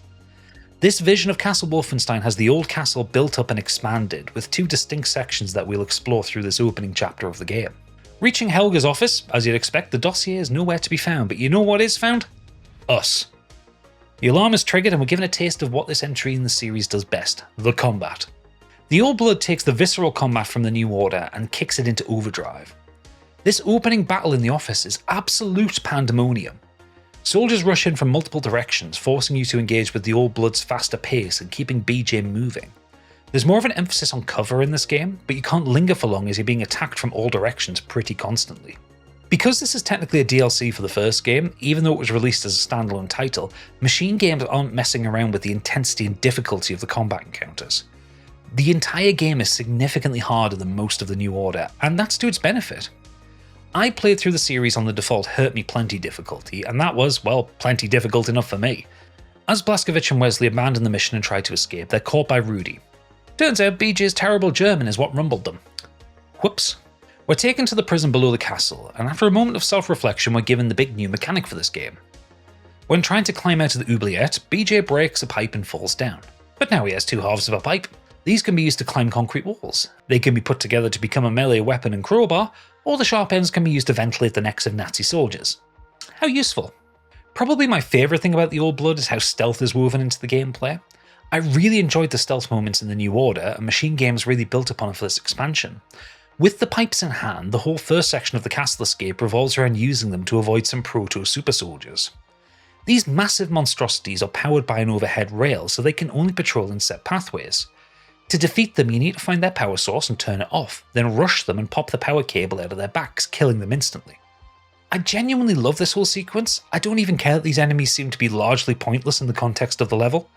Like, why would these things need to be here? But it doesn't matter. It's a tense, challenging sequence that really shines a light on how good the stealth mechanics are in these games. Once we're reunited with our precious guns, the rest of Castle Wolfenstein plays out as a series of intense combat sequences as we weave our way through the massive fortress. I'm not going to cover this in massive detail, but suffice it to say, we make a huge dent in the Nazi army. When Blazkowicz eventually finds Wesley, he's in a bad way.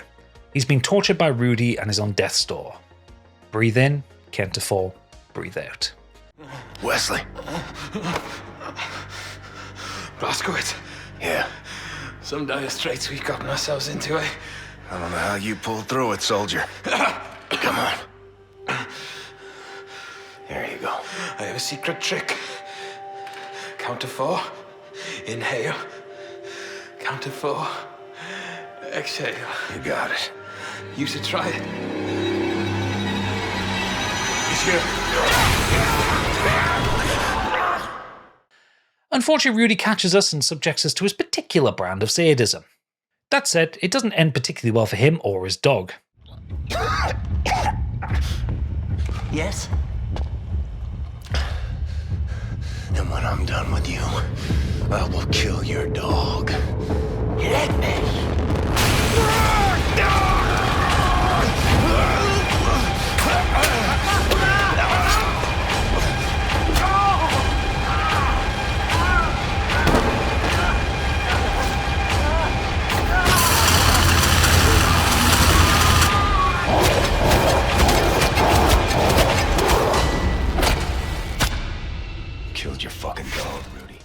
we did tell him we'd kill the dog. Escaping the castle is one of the best action sequences in the whole game. We have to blast our way out of the cable car station, survive the descent, and then fight a small battalion of soldiers and a Panzerhund before we can get into the small village of Paderborn and meet up with the resistance leader Ludwig Kessler and his assistant Annette. Of course, Rudy catches up with us and we have to fuck his shit up once and for all. Experimental power armor is no match for our bullets.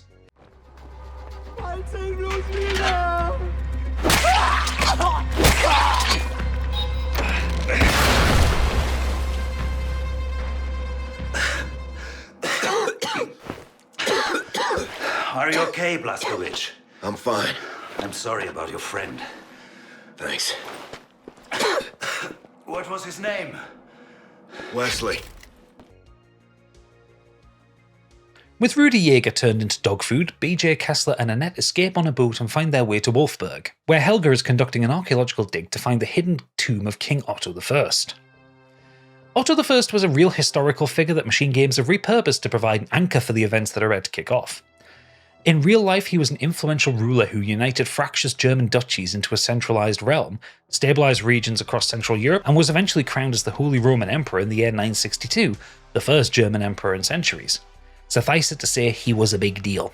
In the lore of this game, Otto I is set up as part of the Nazi occult myth-making. Logs and documents around Wolfsburg show that Helga's interest in Otto was focused around research he was conducting in the 10th century to create a serum that would heal wounds and even raise the dead. His visage is all over Castle Wolfenstein too. He can be seen in statues, stained glass, and paintings around the older part of the castle. The lore about his experiments and his appearances throughout the game frame Otto as a precursor to Nazi occult science, connecting the horrors from the Nazi regime's crimes against humanity into more pulp horrors that we're about to encounter. Fascism has always revolved around a core of dehumanization. Othering Jews, people of colour, queer communities, essentially anyone who didn't fit the myth of Aryan purity, was one of the most important pillars to the Nazi propaganda machine. So by the time Blazkowicz catches up with Helga von Schabs, that fascist worldview is twisted into the most delicious pulpy irony. As Helga monologues at us, an explosion at the dig site across town tears open something ancient, and all hell quite literally breaks loose. Warum verschwenden Sie Ihre Zeit mit diesem Banausen?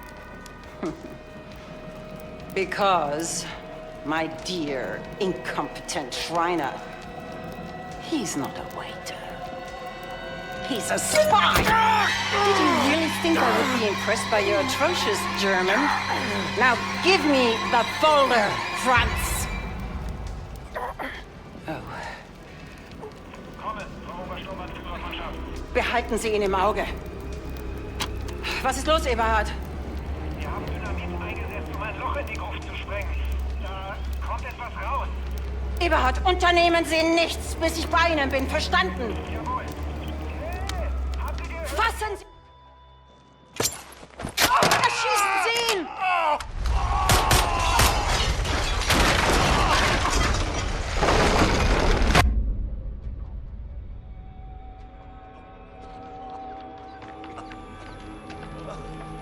Was ist passiert? Sie haben den Boden mit Dynamit gesprengt. Das muss das Erdbeben ausgelöst haben. Gott, die ganze Stadt. Raus! Schnell, bevor das ganze Gebäude einstürzt! Wir müssen zur Ausgrabungsstätte!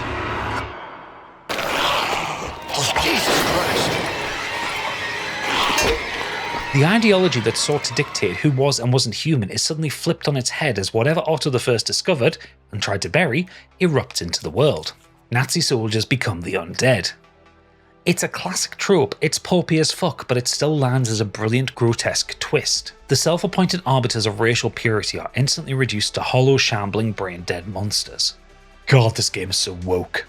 This shift to horror flips the combat on its head.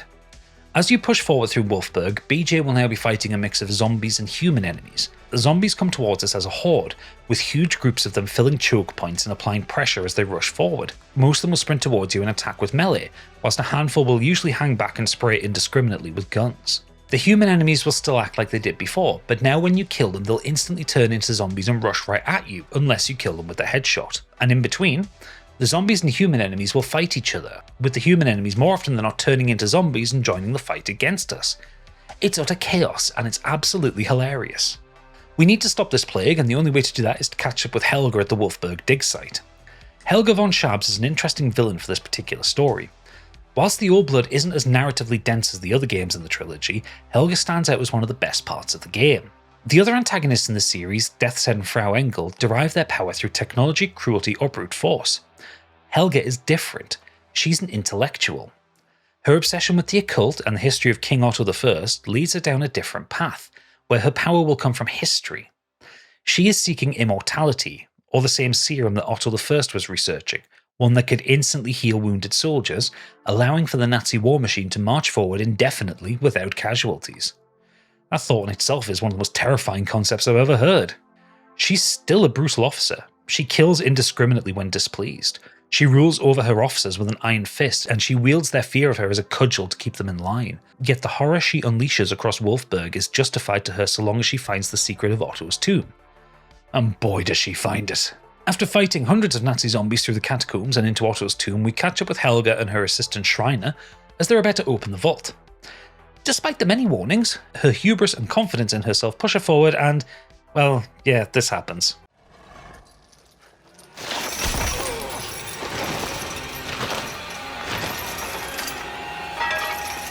Friends, mein Ober, Sie können Ihre Finger nicht vom Feuer lassen, ne? Aber diesmal verbrennen Sie. You're that fucking American, aren't you? Who killed my hunter Rudy? I must say you're stubborn. What have we here?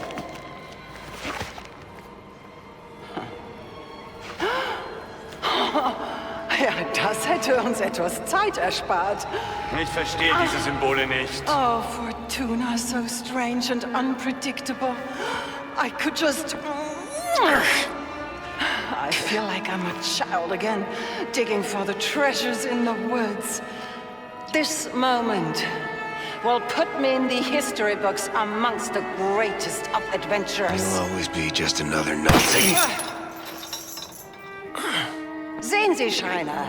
Ja, aber es ändert nichts. Bisher konnten Sie weder mich noch General Strasse beeindrucken, Helga. Meine Güte, Schreiner, Sie sind ein solcher Korrentenkacker. Hier, sehen Sie. Der Code auf König Ottos Karte entspricht genau den Symbolen hier auf diesem Podest. Das ist die Kombination, Sie Idiot! Na bitte. Sind Sie sicher, dass das richtig ist, Helga? Ja, nun machen Sie sich nicht gleich ins Hemd zerreichen. Helga, was ist das?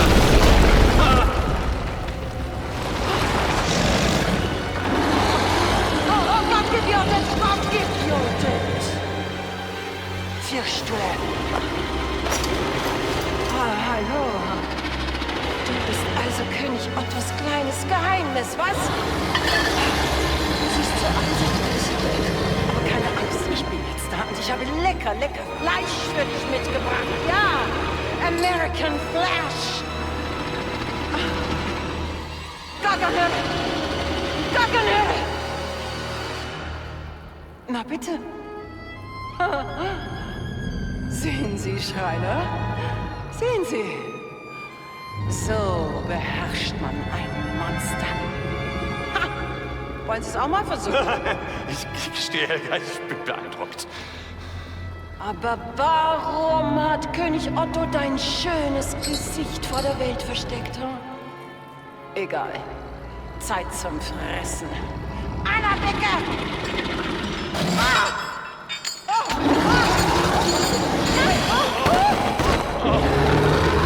Meine Güte!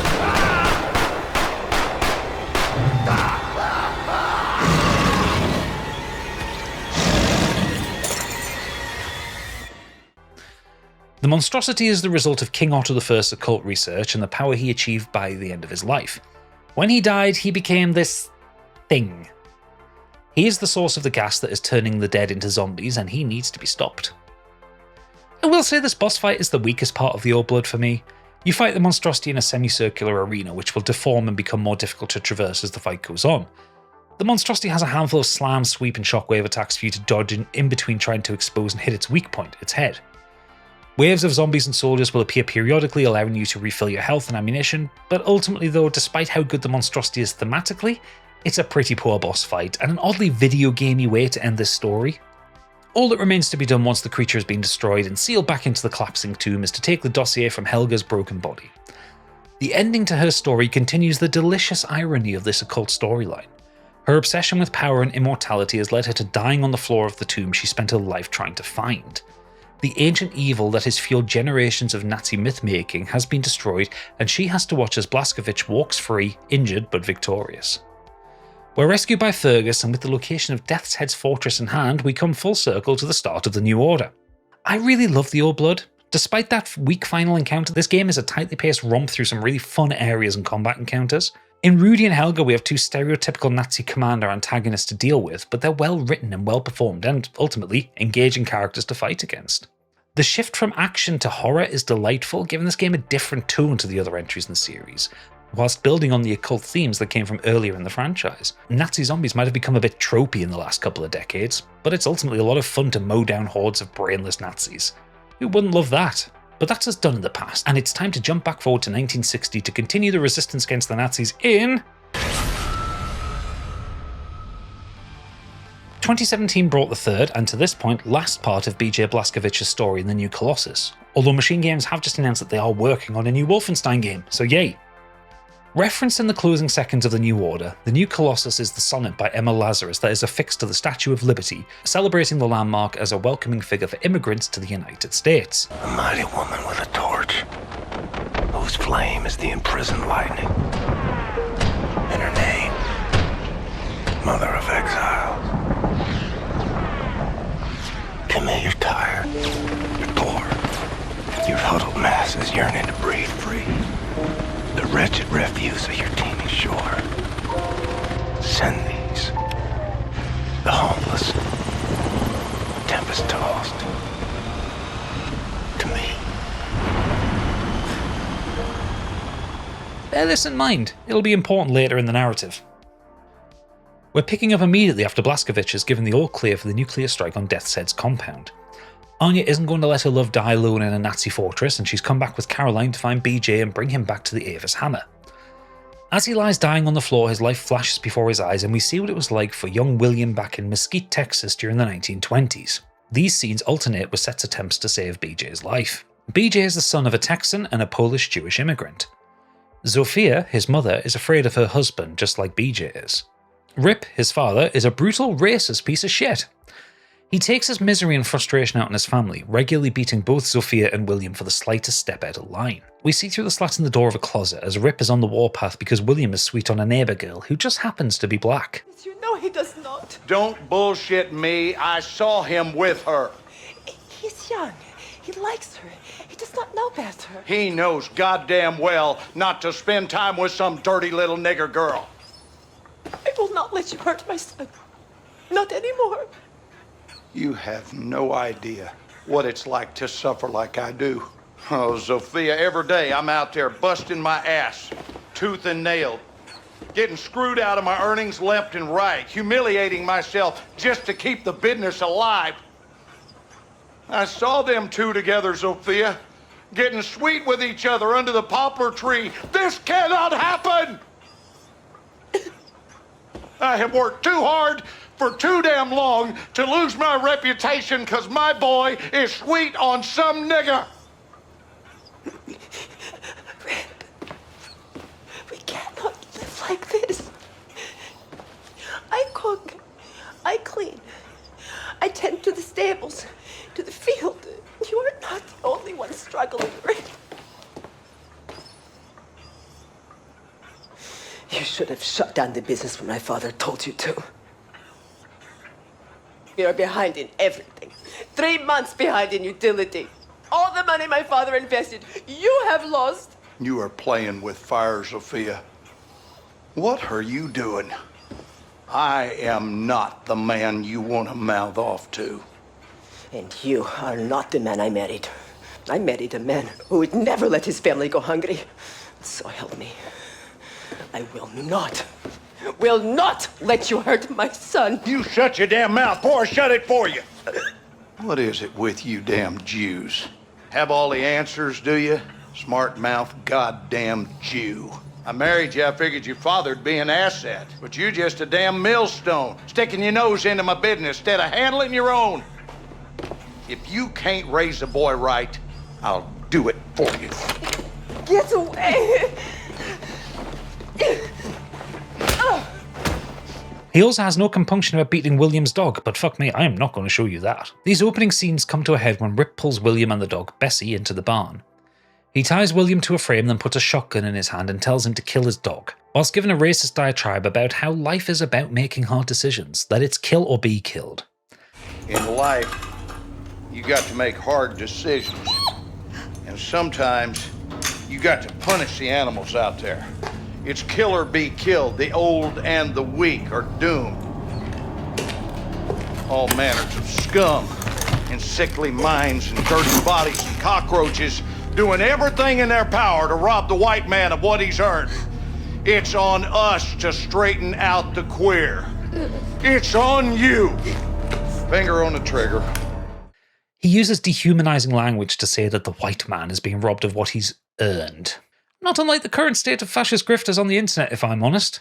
I know we're not even into the game proper, but this whole section provides a lot of information for us to analyse. Rip conflates a lot of different prejudices into one concept. He says that it's the white man's responsibility to, quote, straighten out the queer, end quote.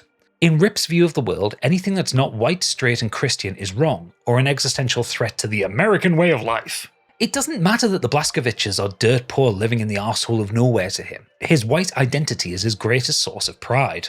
He married Sophia primarily because he believed that having a Jewish father-in-law would be a boon to him, that the man would be useful. Instead, he's run his business into the ground and the family are behind on their bills and living on the breadline. But it's not Rip's fault. No, in his head, it's the black man, it's the Jewish man, it's the queer that's caused his poverty, his drinking, his gambling.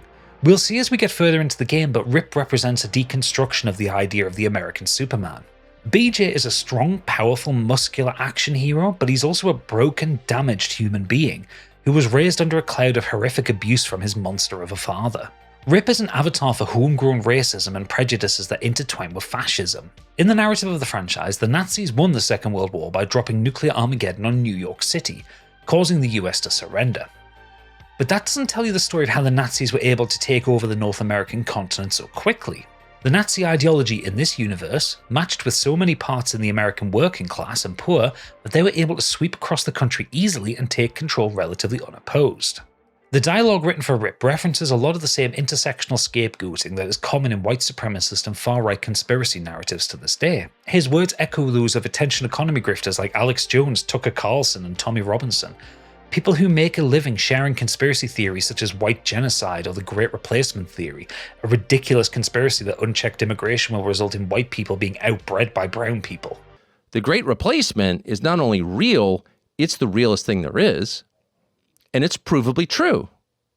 So why would they go out of their way to tell you it's a debunked far-right racist conspiracy theory believed in only by antisocial lunatics who commit mass murder? This level of domestic racism and abuse from Rip echoes how the far-right in 2026 build up movements from what they call regular people. This everyday bigotry can easily be cultivated by charismatic movement leaders to become organised forces of oppression. The Woke Detector group didn't even notice this shit. So after about 900 words on the opening cutscene, let's get into the game itself. Through Set's unparalleled abilities as a surgeon, somehow Blazkowicz survives. And survival is about it. He's weak. He's been in recovery for about 5 months, and by the time we start the game proper, he's not able to move, let alone walk. But move we must, as the Nazis, led by Irene Engel, have found the Ava's hammer and have boarded, meaning there's only one thing for it. Get in a wheelchair, get a gun, kill some Nazis. They're hunting for Blazkowicz, so we need to hunt for them first. For the first half of the game, we're continuing the theme of deconstructing the American Superman. Blazkowicz is able to fight the Nazis, no doubt, but he's severely weakened. This is communicated to the player by the fact that he can't accrue a stable maximum of more than 50 health points. Picking up health packs when at 50 HP will give BJ a temporary boost that will slowly tick back down to 50. This makes combat, even in the early parts of the game, significantly more deadly and dangerous to get into. Blazkowicz is fragile, and even at maximum strength he can be easily killed. With Blazkowicz in his weakened state, arriving on the deck of the Ava's hammer and being reunited with the heavily pregnant Anya and the others, things take a turn for the surreal as we see what the Nazis have brought to bear on us. We'll have enough time for schmutzerei. Now, let's get you outside. Onto the deck. Onto the deck. Hold on, William.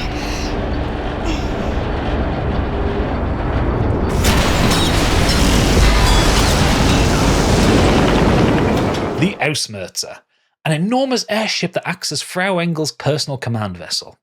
This is what she's been using to hunt down the Evershammer and Blaskovich for the last 5 months.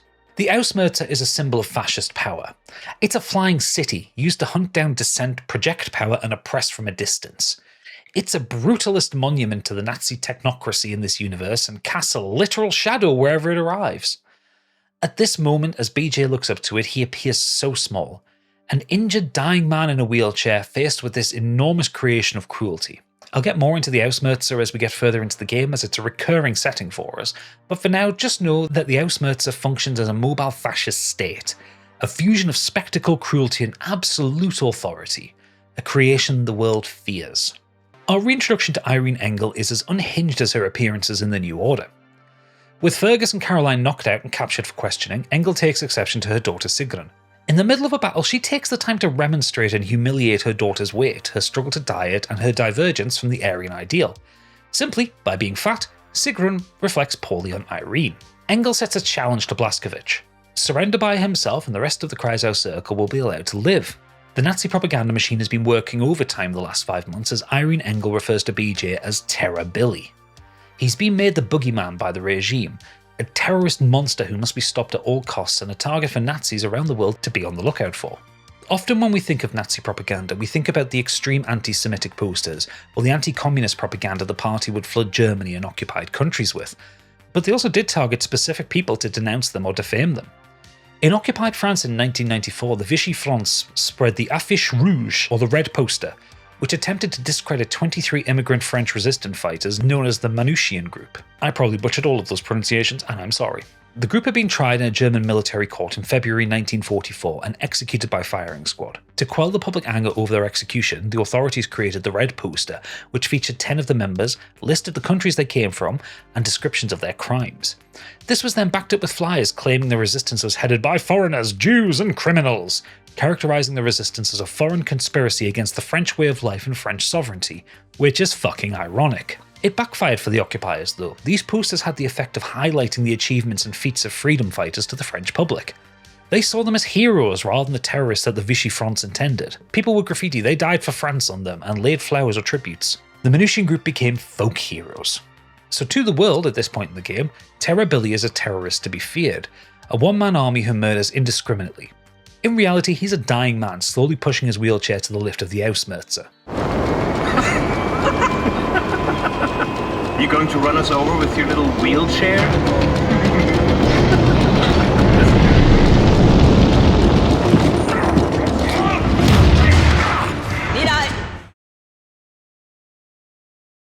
Engel is a cruel, petty woman. She spends her time berating and humiliating Blaskovich, taking great joy in his pain and suffering. She promises to put him on TV so the whole world can see what Terror Billy actually looks like.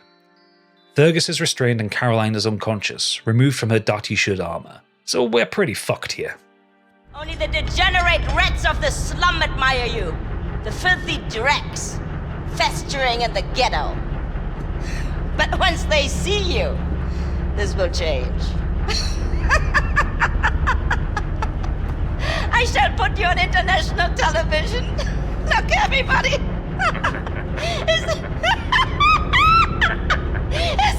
Is this how a hero looks like? A crippled wretch of a man peeing in a tube.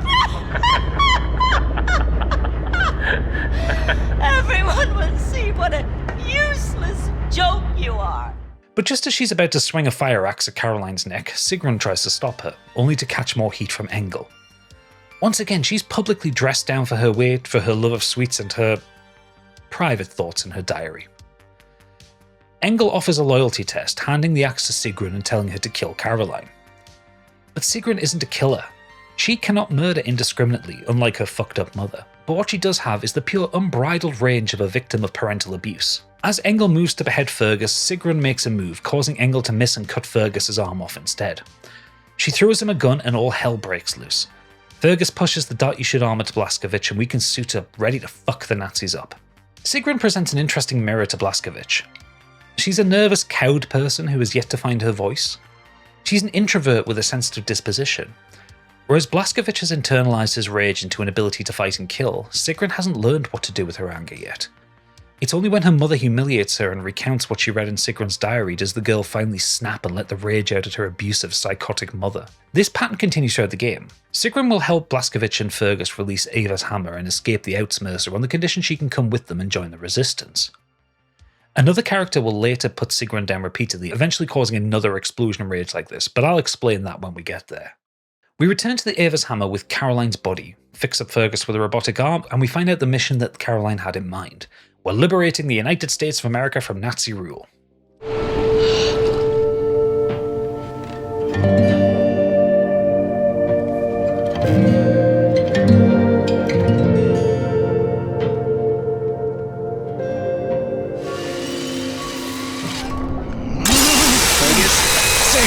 That's smart! Stop fidgeting. You want something for the pain? No, just get on with it, man. Now listen up. Caroline had a plan. Yes, the liberation of the United States of America.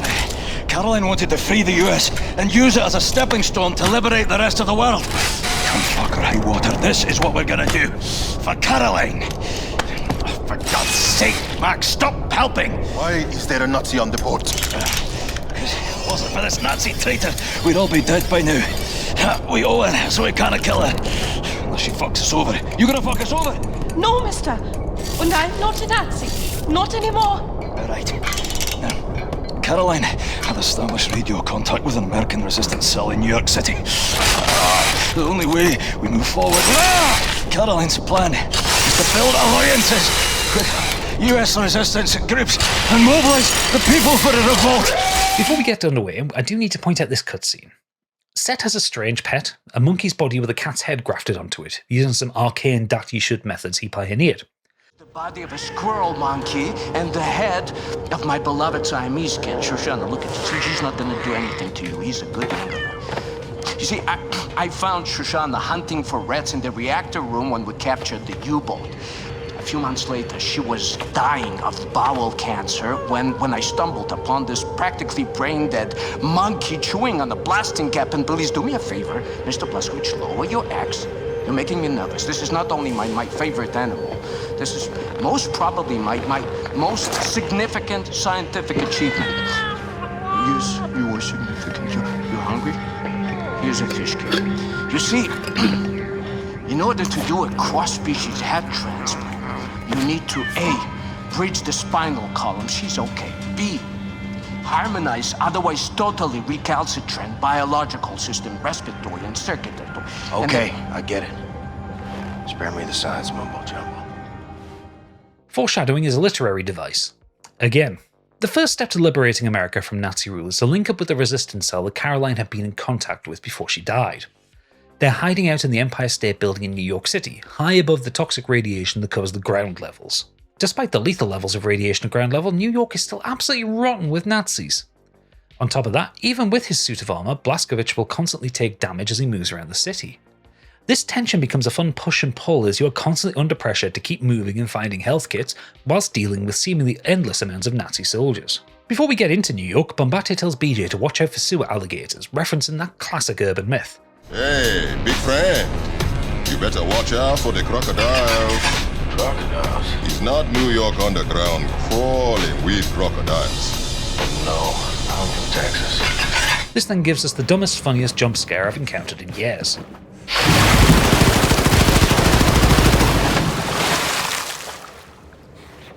Goddamn. Should've listened to Bombate. After reaching the Empire State Building and decimating another battalion of Nazi forces, we meet with resistance contacts Grace Walker and her partner Norman Caldwell, otherwise known as Super Spesh.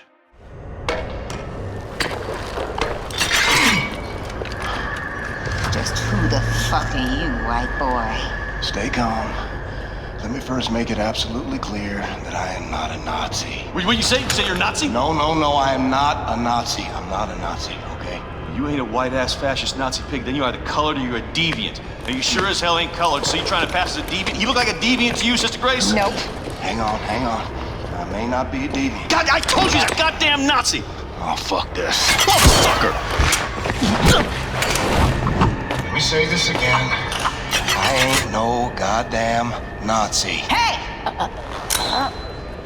Now you bring Super Special back in and you put him down right now, or I will shove this grenade so far up your ass, I'll be dancing and rejoicing as your entrails trickle down from the ceiling. You dig, man? Lady, I got precious little time for your bullshit. We've been trying to make contact with your group. We're organizing for a revolution in America. We? The Kreisau Circle. Especially escort this motherfucker inside the house and get him a hot meal. Let me put this pen back in. Shit!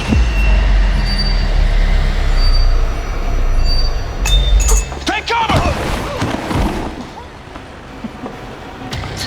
Relax, man. He's just a duck. Oh, you bitch got a sick sense of humor. Grace is the leader of the Resistance. She's formerly the head of the Black Revolutionary Front, an organisation modelled on the real-life Black Panthers movement, before the Nazis occupied the US. Following the occupation, she became a powerful voice in the underground resistance to fascist rule. Her husband, Super Special, is a lawyer who previously defended her in court when she was on trial on false allegations of killing an FBI agent, ultimately keeping her out of prison. He's a conspiracy theorist, strategist, and a master of propaganda. Grace was in Manhattan when the Nazis dropped the atomic bomb on the city. She bears the scars of the nuclear blast as well as the trauma. Her intensity and distrust of outsiders is born of this. In fact, she initially only agrees to help the Kreisau Circle following Caroline's death simply because everyone's goals align. She does not trust anyone outside of her organisation easily. The anti-woke crowd hated Grace. She's the one character in this game that gets brought up when the usual chuds tried to criticise this game as woke nonsense. I can't imagine why these folks wouldn't enjoy a fast-talking, strong black woman leading the charge against fascist occupation. I think she's great. Her battle of wills with Fergus is a thing of beauty, especially when they start insulting each other in a metaphorical dick-waving contest. You got nukes on this ship, did you know that? Oh, is that why it only took one of them to level Death's entire fucking compound? You figured that out, oh great genius. Oh, so you knew, yet you only used the one. Explain that blip to me, shit for brains, because you are stupid for real. Fuck's sakes, you can't bloody well just go around dropping bombs on random civilians, you dim-witted bampot. Oh, eat me, cocksucker. I'm not saying we chunk nukes at a bunch of cities all willy-nilly, pencil dick. Do I look like a fucking Nazi to you? No. I would say you most resemble a skitterdrucket cunt rag, emitting a heinous honking similar to that of a shite-spewing volcano, affronting the senses at full force. Well, at least my face isn't a dead ringer for a massive prolapsed rectum. I want to blow a gut just looking at your bleary-eyed jive ass. Know what I'm saying? The reason we haven't used one of the other atom bombs, which would be obvious to anyone who isn't profoundly idiotic, is we need a proper target first. Well, I'm here to say that I got a proper target. And it's a fucking good one, too.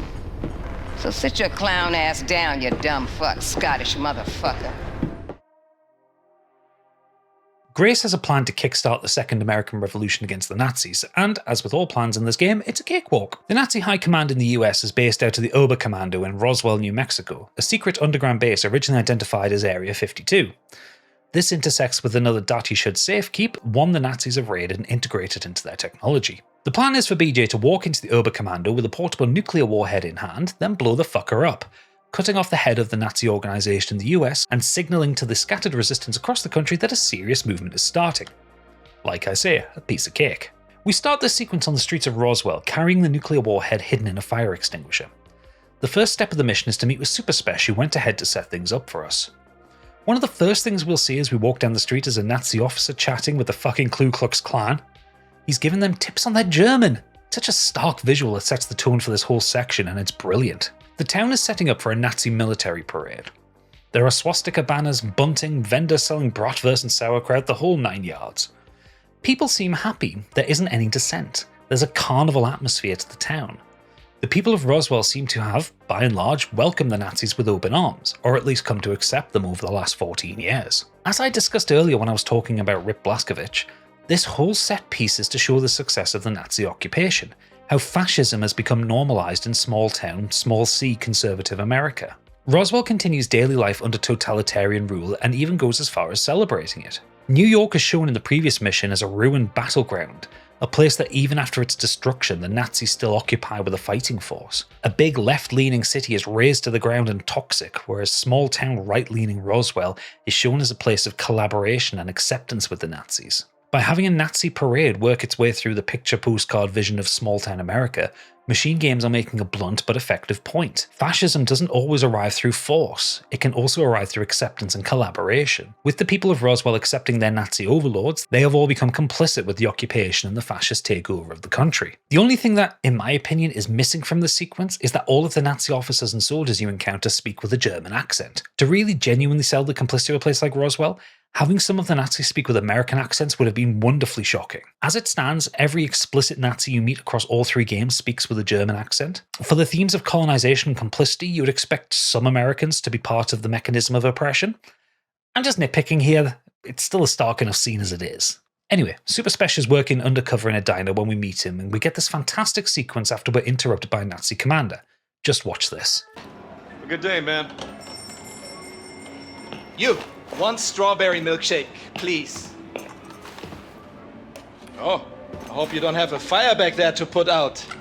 If so, I'll come back another time. I'm sure the fire can wait, Commandant. 1 strawberry milkshake coming right up. Fireman, I recognize your face. Very Aryan face it is too. Are you at a Station 1? There you go, Commandant. Oh, vielen Dank.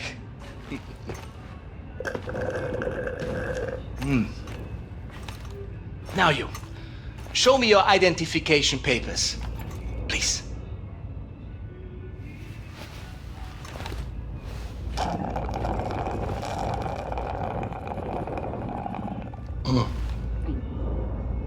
I love strawberry milkshake. It's perhaps my favorite American thing. So simple. Just milk and ice cream. The rest of the menu, however, I think you will need to address. I think it needs to be more German. Yes? Tell me, are you from here, John Smith? Huh? I read here that you operate out of Station 6. What is the location of Station 6? I'm unfamiliar with this station. Speak up. Kommandant, Sie werden vom Oberkommando verlangt.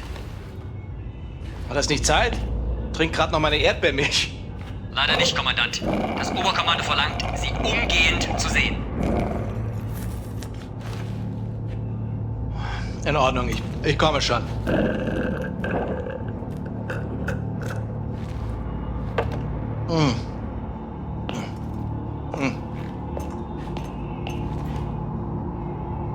Mein Gott.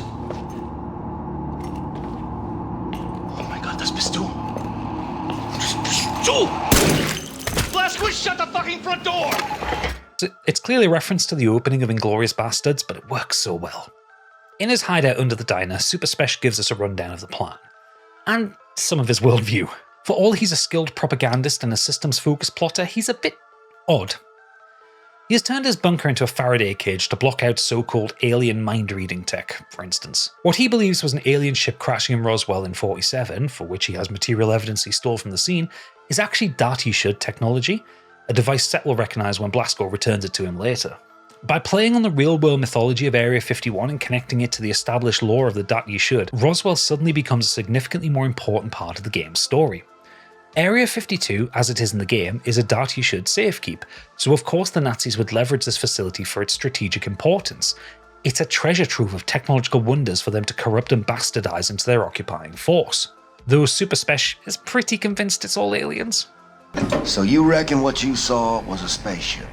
I'm not saying it's a flying saucer from outer space, but It was clearly extraterrestrial in origin, if you catch my drift. It's all fucking connected, man. If you trace the chain of causation, you find yourself in a secret underground facility about 10 clicks east of Roswell, up by Bottomless Lakes, Area 52. Our government captured an alien flying saucer, and they stored the salvaged bodies and technology in an underground vault. Everyone was involved. The FBI pigs, the military pigs, even the goddamn King President Pig himself. Check this shit out. Area 52, Area 51, over here, Area 48, Area 56, all over the Southwest. Nevada, New Mexico. It's one gigantic complex, and it's connected by underground train tunnels. Look at the pictures. Plasma guns, mind control, anti-gravity engines.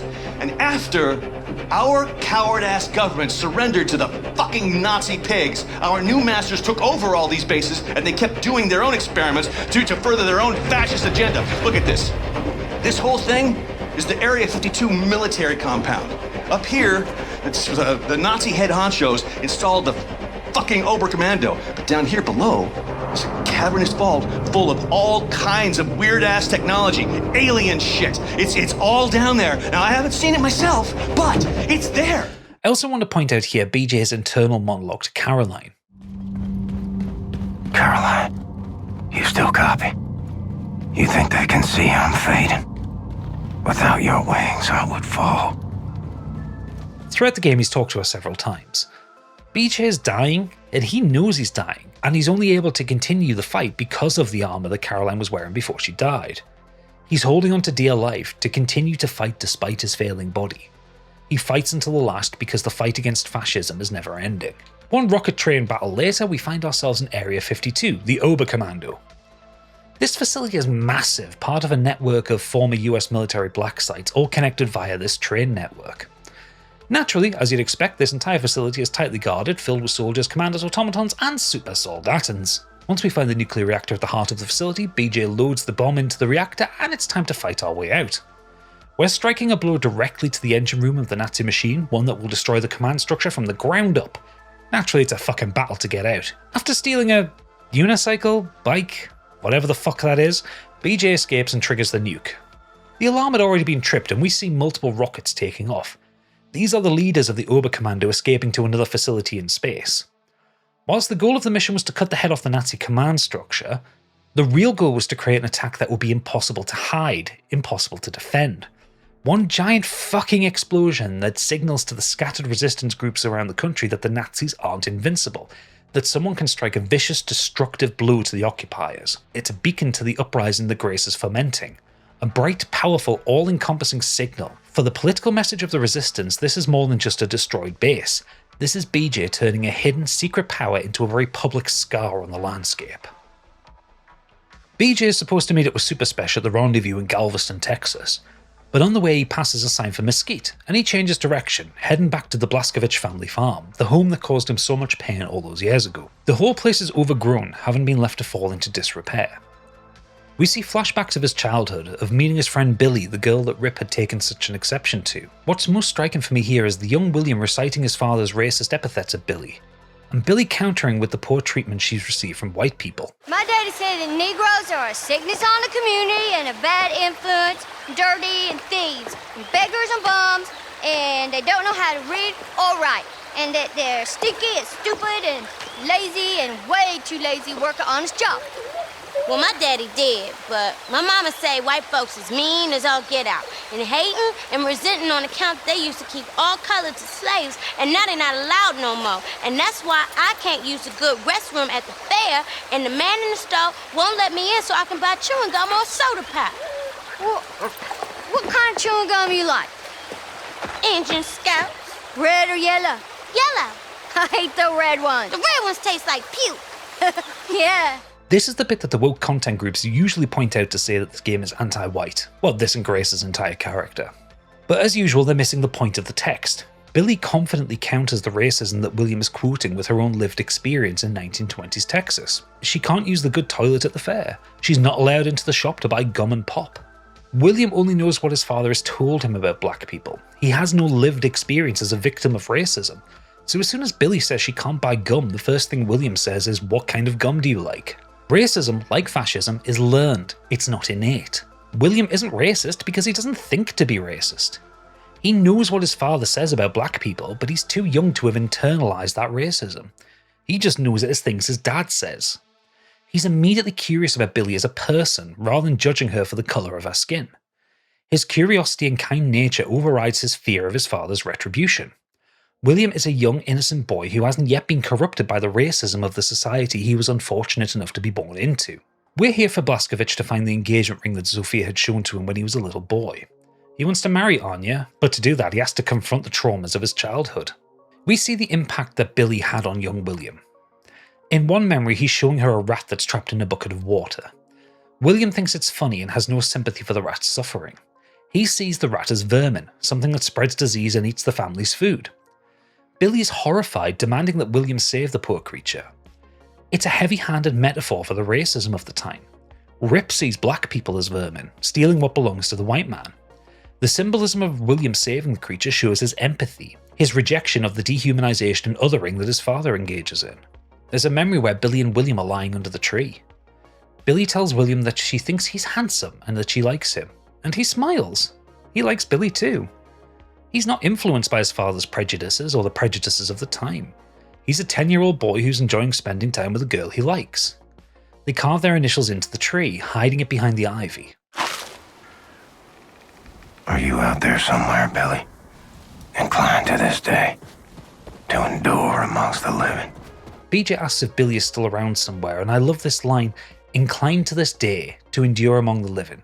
How poignant is that? Billy had a harder life than any little girl ever should have, simply by the virtue of the colour of her skin and the world she was born into. Even 40 years later, as BJ stands there at the ruins of his family home, he cares for her. He wonders where she is. Annie and Howie, they followed me. They pinned me down. They took my pocket knife. What the hell is wrong with you? You let them take your property, they're gonna walk all over you till there's nothing left. Now, I gave you that pocket knife. It was in your care. It's your responsibility. I will speak to their parents. You will do no such thing, Sophia. Oh, you gonna let your mommy fight your battles for you, are you, boy? Now, you go on out there and take back what's yours, and you are not setting foot in this house again until you do.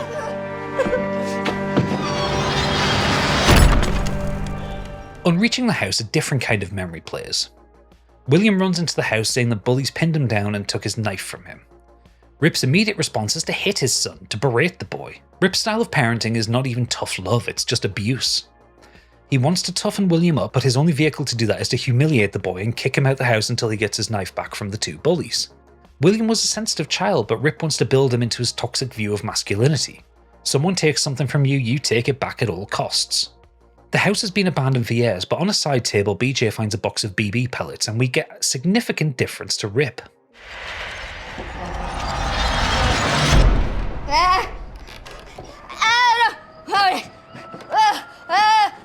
Hey.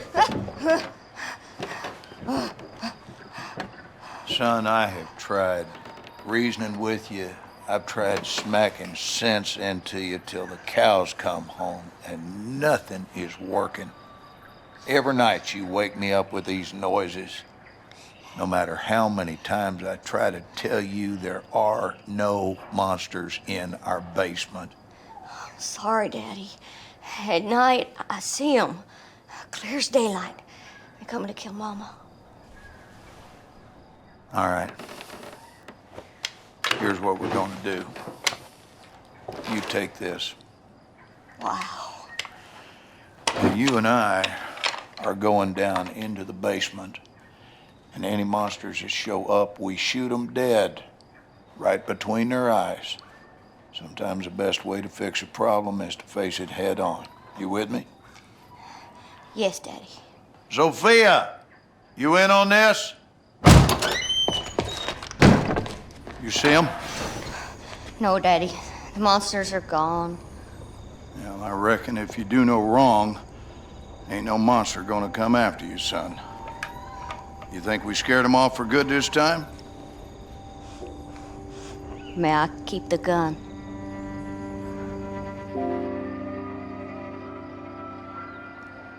As a child, William suffered from nightmares. He would dream of monsters coming in to take Sophia away. foreshadowing, etc. Anyway, Rip is at his wit's end. He says he's tried beating sense into William, tried telling him that monsters don't exist, but William still has nightmares every night. And then we get a moment I didn't expect. Rip hands William a BB gun, picks up his own shotgun and tells him that they're going to head to the basement to hunt and kill any monsters that appear.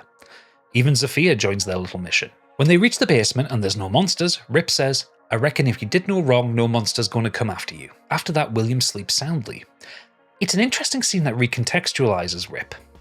Make no mistake, he's a horrible piece of work. He's racist, he's violent, he's a brute of a man. But this one scene shows that underneath the toxicity and malice, Rip actually did care about William and had moments where he was able to connect with his son in a way that actually resonated. It fleshes Rip out and stops him from becoming a one-dimensional avatar of hatred. He's a man who didn't know how to be a father. He was likely repeating the same treatment he suffered from his own parent. Understanding Rip doesn't absolve him, however, but what it does is explain how the hatred, violence, and bigotry self-replicates. Rip is subjecting William to the same cycle of paternal violence and toxic masculinity that informed Rip's own worldview. His racism and hatred, as with all racism and hatred, came from external factors. This intergenerational trauma is being foisted upon William at an impressionable age, with every potential to turn him into a facsimile of his father. Yet, despite his monstrous qualities, that doesn't preclude Rip from caring about his son. Both aspects to his character can be true at the same time. On the piano in the parlour, you can find a note that says, to no one's surprise, that Rip became a Nazi sympathiser. Just like in real life, the Nazis were offering rewards to citizens of occupied places for information on Jews, deviants, and their locations. There's even a mention that if he informs on enough people, he could potentially be given a nicer home by the occupying Nazis. On reaching his parents' bedroom, BJ finds the engagement ring that Zofia had kept from Rip. He also finds Rip, who's been waiting for BJ to arrive. I'm going to let this cutscene play out and then I'll go back over it because it's important and I don't want to talk over the dialogue.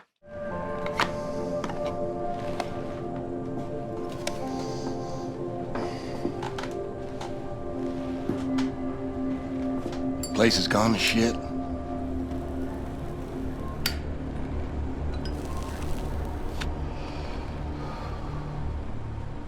I ain't been down here in nary a decade.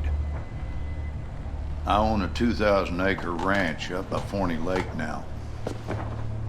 I heard on the radio you'd been sighted up near Roswell. I figured you might show up here. Running in this house with bad memories. So why'd you come? Need a place to hide? You need money? Well, you're barking up the wrong tree, son. Far too late to come begging now. Ain't nothing you can offer to make up for what you've done to us. I think of my father, I see a fuck you and a fist flying in my face. When'd you ever do right by me?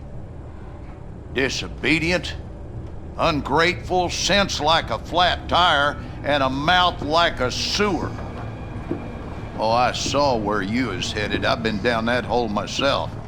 And I guarantee you, I did all in my might to pull you out. What more do you want from me? I wanted you to treat me like I mattered. Like I wasn't some piece of dog shit got stuck on your shoe. I did my damnedest with you. The truth is, you were broke beyond fixing. What are you, some sort of super killer terror bomber now? You're on the wrong side, buddy. All them years, I was banging my head into the wall, coming to see that everyone was against me. And when the Nazis took over, things got a lot better. You play by their rules, you can do very well for yourself. Ask anyone around these parts. Blazkowicz is a name of renown and respect. Everything you touch turns to shit, and I do not need your stink on my name. Wanted murderer. Run off to the army as soon as you come of age. Broke your mother's heart. Where is she? She's gone. When? What happened? What happened is we had a big goddamn war, and now we got a new government with new rules. They took her. She gone. And what's that queer outfit you're wearing? What do you mean they took her? They rounded up all the Jews and the coloreds and the queers. This is a white man's world now. White man's gotta keep it Christian. You sold her out. So what? Wife made a living bemoaning me and raised a boy into a murderer. Well, I always saw you for what you are. 10 pounds of shit in a 5-pound bag.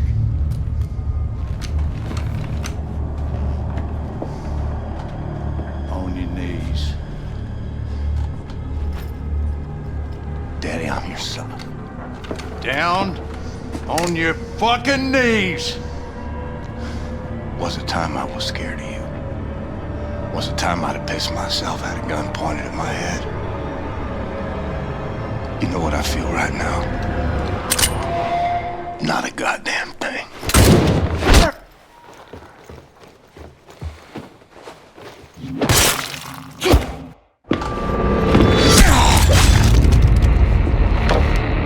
Who'd you call? I heard everything. Who in the hell'd you call?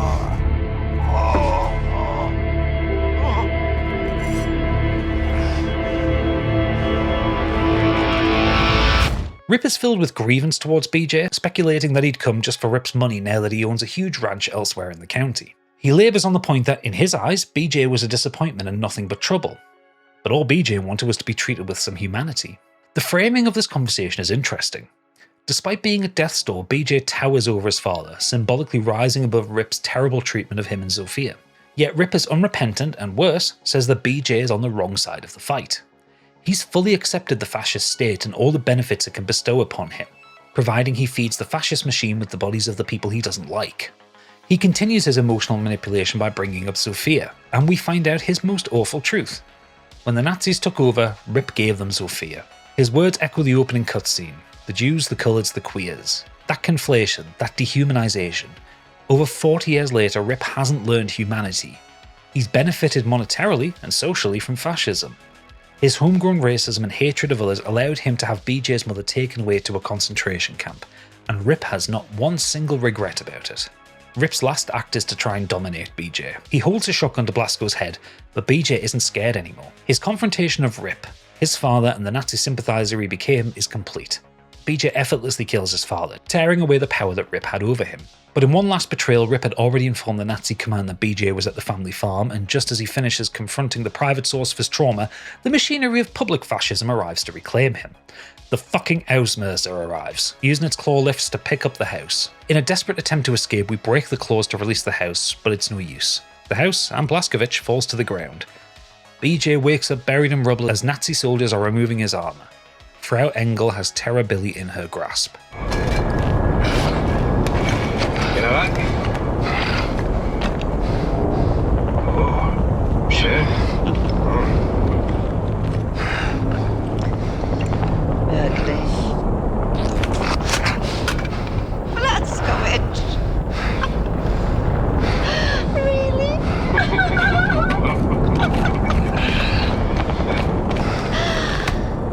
Do you want to love and cherish me till death do us part? Would you like to kiss the bride now? But not before the wedding. Schick mir Schlaf! Jawohl.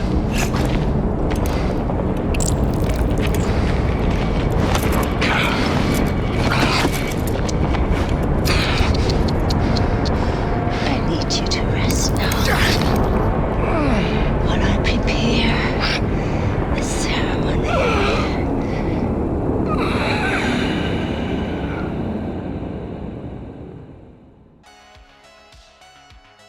The capture of Terror Billy is a propaganda win for Engel. We can see this as she immediately parades BJ in front of the world's media. The line, "We got him," echoes modern counter-terror narratives and the way governments will publicly celebrate when they have taken a target down. The dog and pony show is enhanced with a grieving mother who rushes the stage and is allowed to slap BJ, declaring that he should be killed for his crimes. It's all for show. Fascism lives and dies on the perception of success and power. Public briefings, political rallies, media declarations, fascism relies on it to build narratives and project strength.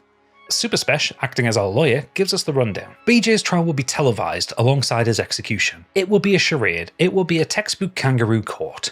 There is no possibility for us to have a fair trial. Spesh has a risky plan to break us out and escape, which was ultimately never going to work as Engel interrupts us and shoots him dead in front of our eyes. Hey! Help! Help! Open the door! He fucking attacked me, man! He broke my nose, and then he got out through that door right there! Fucking Terror Billy! He's on the loose! Stay back. And he had help. They came in right through that door, and they broke him out. It was space aliens, man!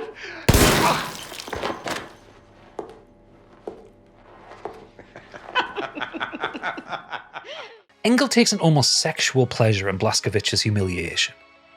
She had Spesh's plan clocked the minute he walked into the building, and she takes her time to try and break BJ's spirit, placing the still hot barrel of her gun in his mouth whilst the sounds of her goons fighting with the rest of the Kreisau circle echo through the building. So lieblich und open your mouth. Open. Open it. That's it. How does it taste? Engel is resplendent in her victory, and she is confident that she has won, that she has defeated us. Then comes the trial, or what passes for a trial in an authoritarian regime. Blazkowicz is summarily convicted of terrorism, murder, and treason, with no opportunity for defense. He has no rights, he has no recourse, there's no fair trial here, he is judged by the state and sentenced to death. The trial isn't in front of a jury of his peers, it's in front of TV cameras. This is a spectacle, an act of powerful propaganda that is dressed up as the law. Blazkowicz has no agency in this. The judgment has been predetermined by the regime. This is the law being used as theatre for the regime rather than a process of justice. Show trials like this were common in the real-world Nazi regime. Political dissidents, communists, resistant members, and, yes, Jews, were often subject to trials like this. The Volksgerichtshof, or People's Court, presided over by Judge Roland Freisler, was probably the most famous example of this.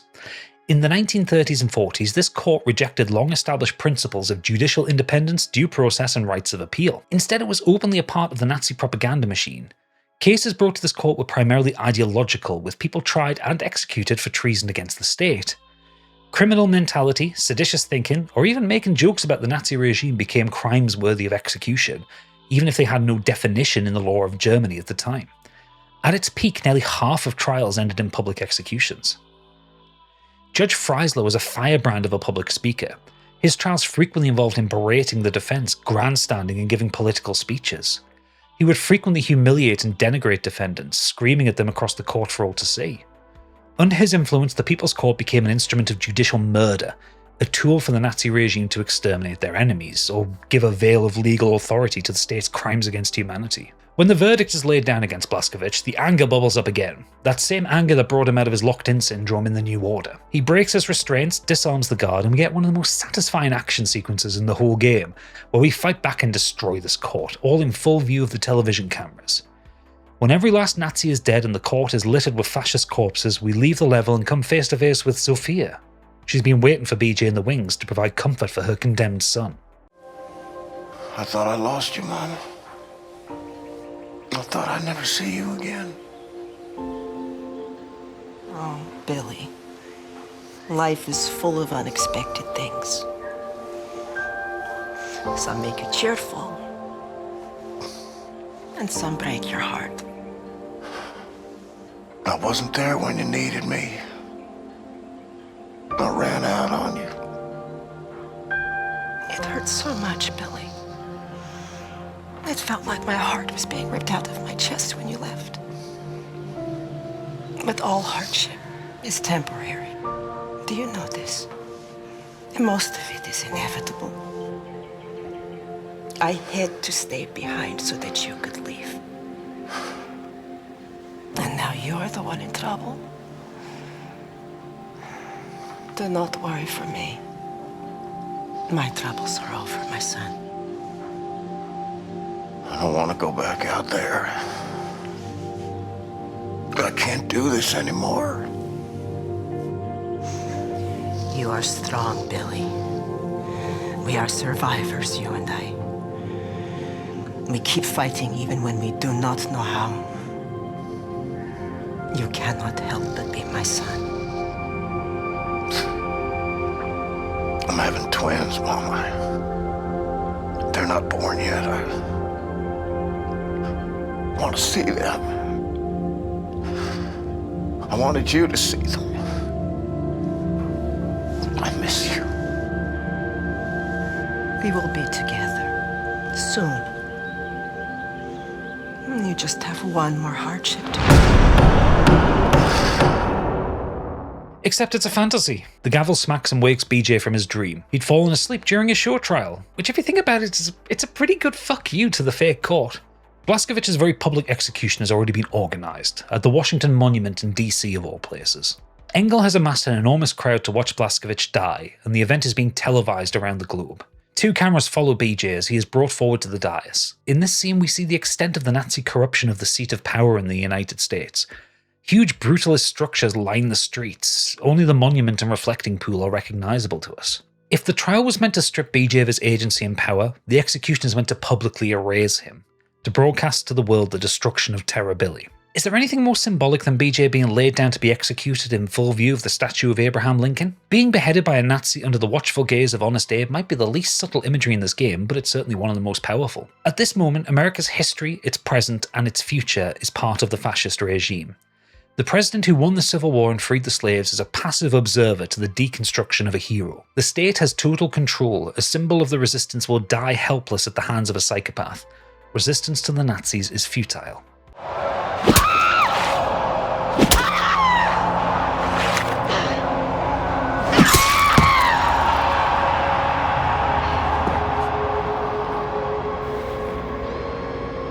Engel holds BJ's head in victory, the crowd cheering at the Reich's victory over terrorism, and we watch as she drops the severed head into the flames below.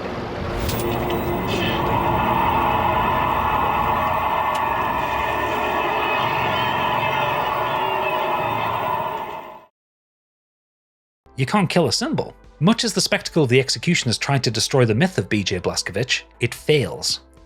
Whilst the Nazis cheer, whilst Engel celebrates her victory, something is happening behind the scenes. Something that is destined to become a huge problem for Engel and the regime. On the TV cameras, the world saw Blazkowicz's severed head fall into the fire. Terror Billy is dead and the regime's narrative is complete. The resistance is destroyed, all hail the regime. But behind the brutalist architecture and hidden from the stage spectacle, a swap was made. A drone that we had captured earlier in the game catches BJ's head and drops a decoy one. It makes off the head, which the resistance rushes back to the Ava's hammer, preserved in a jar where Set gets to work. I told you that Shoshana was foreshadowing. One of the most prevalent criticisms of the new Colossus is that the story jumps the shark here, moving from pulp action to insane science fiction. The idea that Set is able to transfer BJ's head to a replacement body is a step too far for some people. On the one hand, I get it, it's a plot twist that no one could possibly expect, and it's a deeply silly direction for the story to go, especially after such a heavy set of sequences leading up to this moment. Yet on the other hand, it's a twist that I think the narrative has earned in its own weird way. Throughout the 2 previous games, it's been established that the franchise has a tangential relationship with reality. We fought a fucking demon, for God's sakes. The Daddy should have shown to have technology that defies physics and the laws of reality. Of course Set is capable of transferring a head to another body without BJ's brain dying completely. What's important for the narrative is that the execution failed.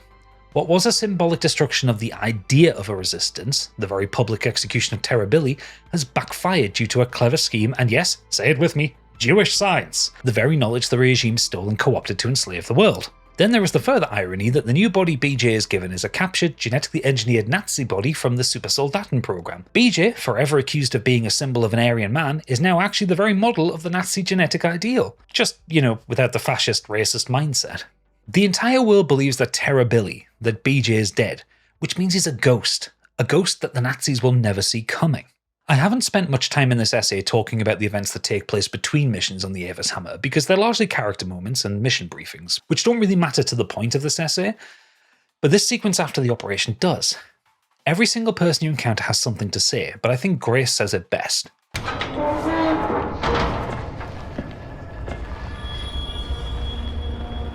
Hey, Good to see you, Grace. Shit.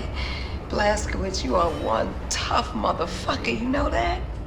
Before we've even set out on a mission, just the fact that BJ is walking around the base is inspiring to the resistance. He has survived the propaganda, he's survived the Nazi regime, he has conquered death. Terror Billy died at the Washington Monument. William Joseph Blazkowicz has risen from the ashes.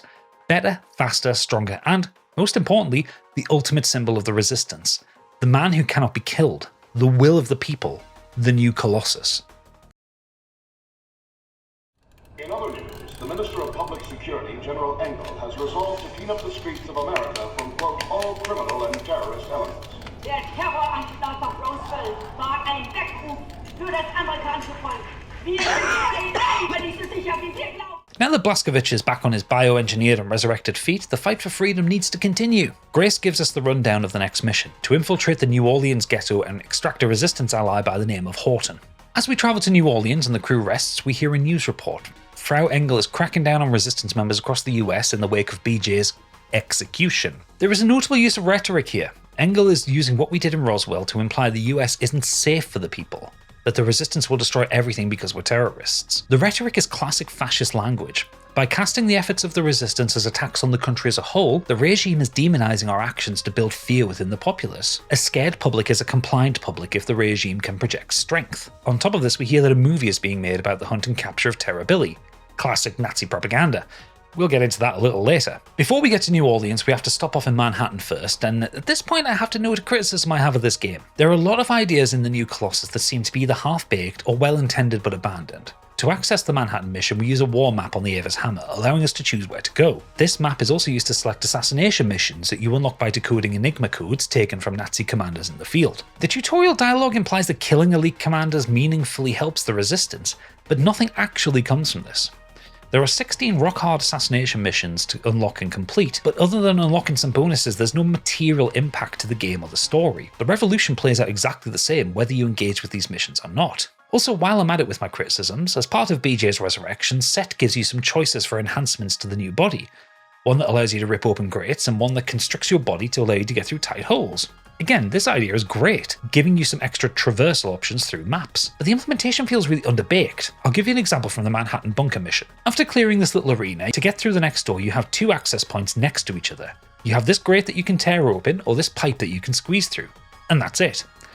Every time these options present themselves, they're right next to each other. You don't unlock any majorly different routes, or any specific secrets. You pick door A or B and you end up in the same place regardless. It could have done so much more as a mechanic, created some really interesting paths and unique encounters per level, per playthrough, but the way it's implemented is just lacking. It's a missed opportunity for me. The point of the infiltration in the bunker in Manhattan is to find a dossier the Nazis have on Horton. Why is it in New York? Who cares? This mission is a murder fest to allow us to play with BJ's new body. We're slightly faster, stronger, and capable of greater violence. You'll also see that as soon as we drop into the map, our base health is now 100, and we can overcharge that all the way up to 200. We're back in business, baby. Enjoy the mayhem. New Orleans is a stark contrast to the other parts of the US we've seen so far. Where New York is destroyed and Roswell embraced the regime, New Orleans has been poisoned. The entire city has been encircled by an enormous concrete wall. The water has been polluted and the air is thick with decay.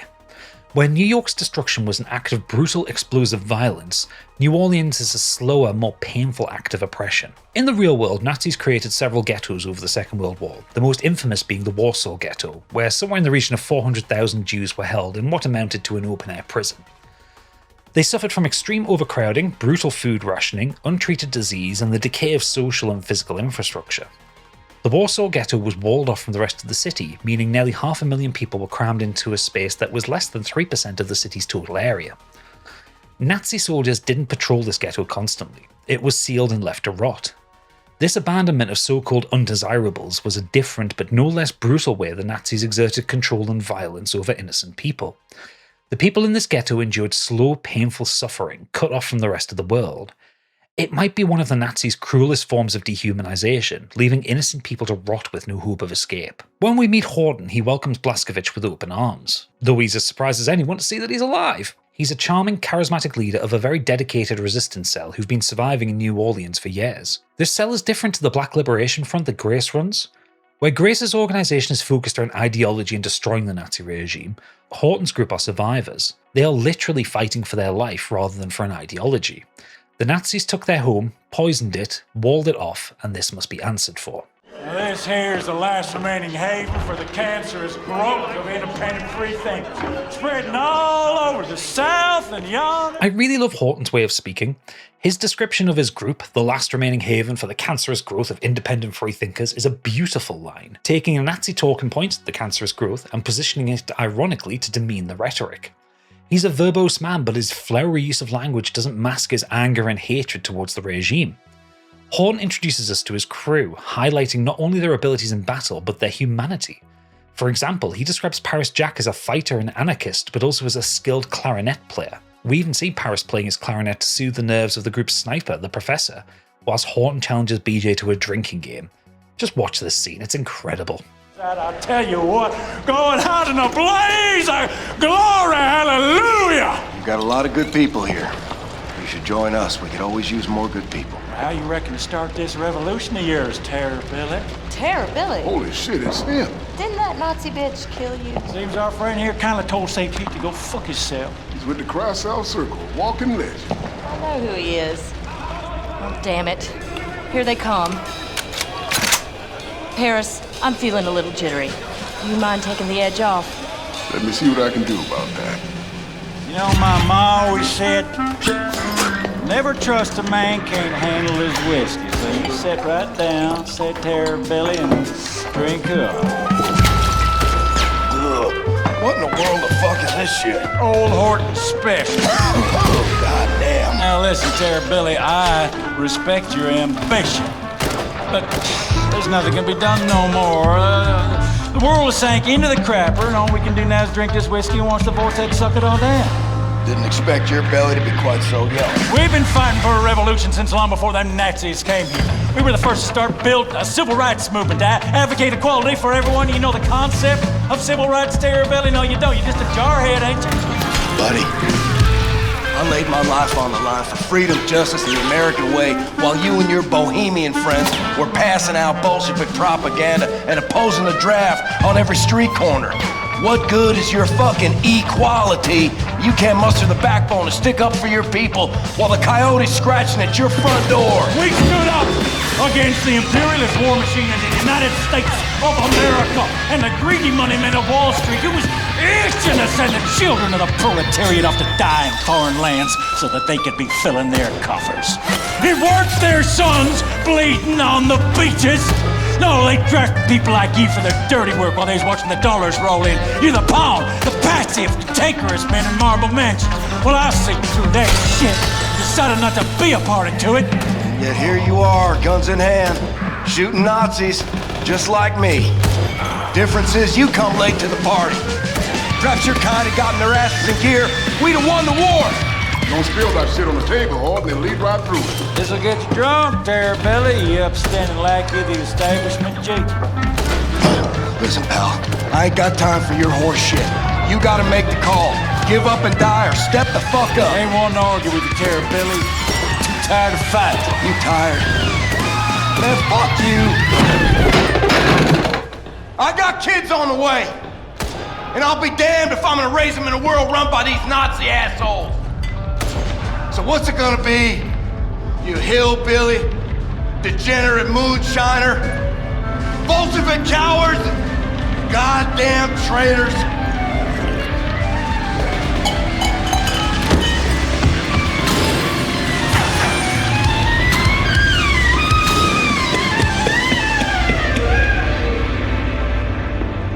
Lord, I ain't never seen a man remain coherent after more than one shot old Horton special.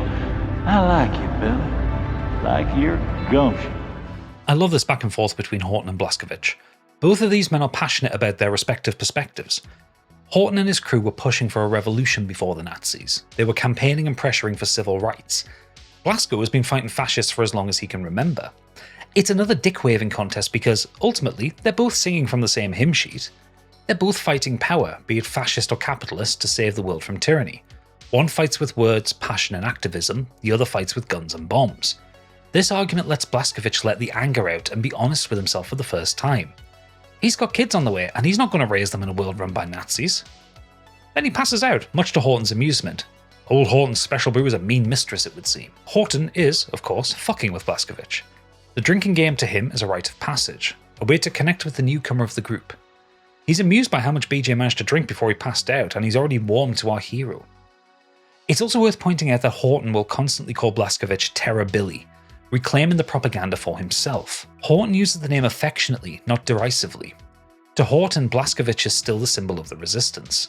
Terror Billy is an icon of defiance, of explosive retribution against the oppression that has poisoned his home and killed his loved ones. The fact that Terror Billy lives and stands before him in his hideout is a wondrous gift for Horton and his crew. Humanity thrives on symbolic inspiration, and what's more inspiring than your symbol standing right in front of you, raised from the dead? Speaking of reclaiming from the Nazis, Horton has a surprise for us. To get his crew out of New Orleans into the U-boat, we need a distraction. A big, loud distraction. And what could be louder than a ride-along Panzerhund? This is what Terror Billy is now, a method of righteous chaos, of unparalleled mayhem in service to killing Nazis and protecting the resistance. Let's burn it all to the ground. The Evers hammer comes in hot and ends up beached in the Lakeview Hotel, stuck in the thick toxic mud surrounding the New Orleans coastline. To add to the complications, the Ausmerzer has arrived and is opening fire. How are we going to get out of this? Well, there's always the nuclear option. Literally. New Orleans is already dead, so BJ uses the nuclear cannon on the U-boat to create a shockwave powerful enough to push the U-boat back into the sea and strike a blow at the Nazis in the process. A nuclear detonation above New Orleans reflects the nuke in Roswell, a large undeniable act of the resistance. If we're going loud, we might as well go really fucking loud. While the game never explicitly says what the impact of the nuke is, other than pushing the Evers hammer out to sea, it does pose a question that I'm not sure if there's an answer to. Does resistance sometimes mirror the excesses of power, or was sacrificing New Orleans necessary to turn the city into a symbol of grand defiance? Answers on a postcard. With Horton's crew on the U-boat, the resistance comes to the realization that the Ausmerzer is becoming a real problem. Engel's persistence in hunting down the Kreisau Circle means that no matter where the Evers hammer surfaces, you can be guaranteed that the Ausmerzer won't be far behind. More so, the Ausmerzer is an enormous flying symbol of fascist oppression. If the resistance is going to strike a propaganda blow against the regime, there's no finer target than capturing this flying death machine. Naturally, this won't be easy, and the journey there won't be direct. The Ausmerzer is controlled by a system called Odin, which handles all of the weapons and security on the ship. The control codes for Odin are part of the Oberkommando, which we destroyed back in Roswell. But remember those rockets that launched before we nuked the base? The Nazi command used them to escape to another base on Venus, allowing them to re-establish the Oberkommando away from Earth and, from the Nazi perspective, away from the resistance. After all, the Kreisau Circle couldn't possibly manage to get to Venus, could they? Could they? So we're heading to Venus. There's auditions happening for the regime's new most expensive movie ever, one detailing the capture and execution of Terror Billy, and who better to audition for the role of a lifetime than one William J. Blazkowicz himself. To get to Venus, BJ will be posing as an actor, Jules Redfield, who was on his way to audition for the role. There's a wonderful, subtle dialogue moment in the cutscene here where BJ asks Redfield if he's a Nazi. Ultimately musing, can't even tell no more. Nazism has rooted itself so deeply in American culture by this point that it's impossible to tell who is and isn't a true believer in fascism. Is Redfield a Nazi because he benefits from the regime? He's a famous actor who's celebrated upon his arrival at the Venus base. He has a career and a high social standing from starring in propaganda films. Redfield himself doesn't have any dialogue in the cutscenes, so there's nothing to say what his actual ideology is, but is he fascist by association? Or is he an opportunist looking for an easy life and trying not to find himself in the crosshairs of the Nazis? When we arrive on Venus, we're greeted by the oft-mentioned Lady Helene, who is the director for the movie we're here to audition for. She apologised for the long journey, pointing out that her producer has a flair for the dramatic, and what's more dramatic than a huge base on another fucking planet? This producer sounds like a real eccentric. Foreshadowing is a literary device In the room for the audition, we're told we have to learn the script by heart, by demand of the producer. And the script itself is absolutely hilarious. This film, The End of All Evil by one A.H., is extreme, even by the standards of Nazi propaganda. This page of dialogue and the direction we can read makes Triumph of the Will look subtle. The film will act as a character assassination for Blazkowicz, casting him as a murderer of children. The scene where Given has Terror Billy murdering a classroom full of orphans, then threatening to rape their teacher as well as destroying the Nazi race in the process. It's over the top, it's the writings of a manic mind. By making BJ out to be an unhinged, vicious lunatic, the Nazis can control the pop culture impact of the resistance. The world already saw BJ quote-unquote die at his execution, but the myth of Blazkowicz still exists. The film is designed to destroy that myth and pivot the memory of the man to something monstrous. This style of character and concept assassination is something that the Nazis did frequently that also persists to this day.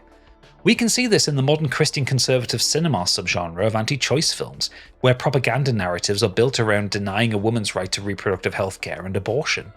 These films cast doctors who perform abortions as baby-murdering psychopaths who revel in the death of unborn infants. The video essayist Jose did a fantastic video covering these films, and I'll link that in the description so you can see what modern propaganda looks like. The through line from Nazi propaganda cinema to modern conservative propaganda cinema is simple. In both cases, the goal isn't persuasion through argument, but moral panic through dehumanization. As Blazkowicz writes down his lines, the producer arrived and, oh yes everyone, he's here. The big cheese, the grand enchilada, the monster himself. It's only fucking Adolf Hitler, in the flesh, in the person, in a bathrobe.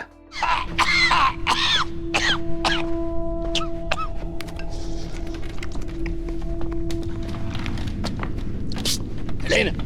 Ja, kommen Sie. Haben Sie das gesehen? Fremde in meinem Büro. Würden Sie mir bitte verraten, wer in Gottes Namen das ist? Ja, es sind Schauspieler, mein Führer. Schauspieler? Ja. Diese Männer wollen für die Rolle von William Joseph Blazkowicz vorsprechen. Es sind Schauspieler. Es tut mir leid, meine Nachricht hat sie wohl nicht erreicht. Und bessere konnten wir nicht finden. Keiner von denen sieht dem Kerl auch nur ähnlich. Ja, das kriegen Gott nochmal! Das kriegen wir mit Schminke hin, mein Führer.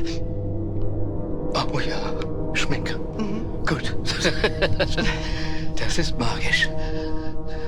Ja. Magisch. Everybody in the room, bar BJ, stands up and gives a solid, full-throated Heil Hitler as he enters the room. This moment goes some way to answering the question I posed about Jules Redfield.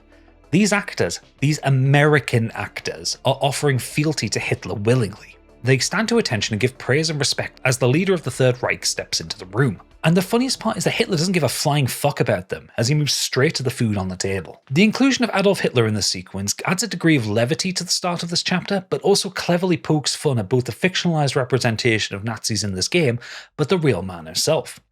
Nazi media and propaganda during the Second World War presented Hitler as this powerful, confident orator, a tactical genius, a man who would remake the world in his own vision, the arbiter of racial purity for the Aryan people.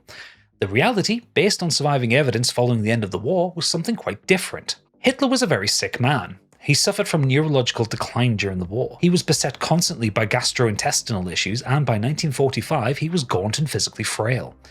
He lived his life on a chaotic mix of medications and drugs prescribed by his personal physician, Dr. Theodore Morell.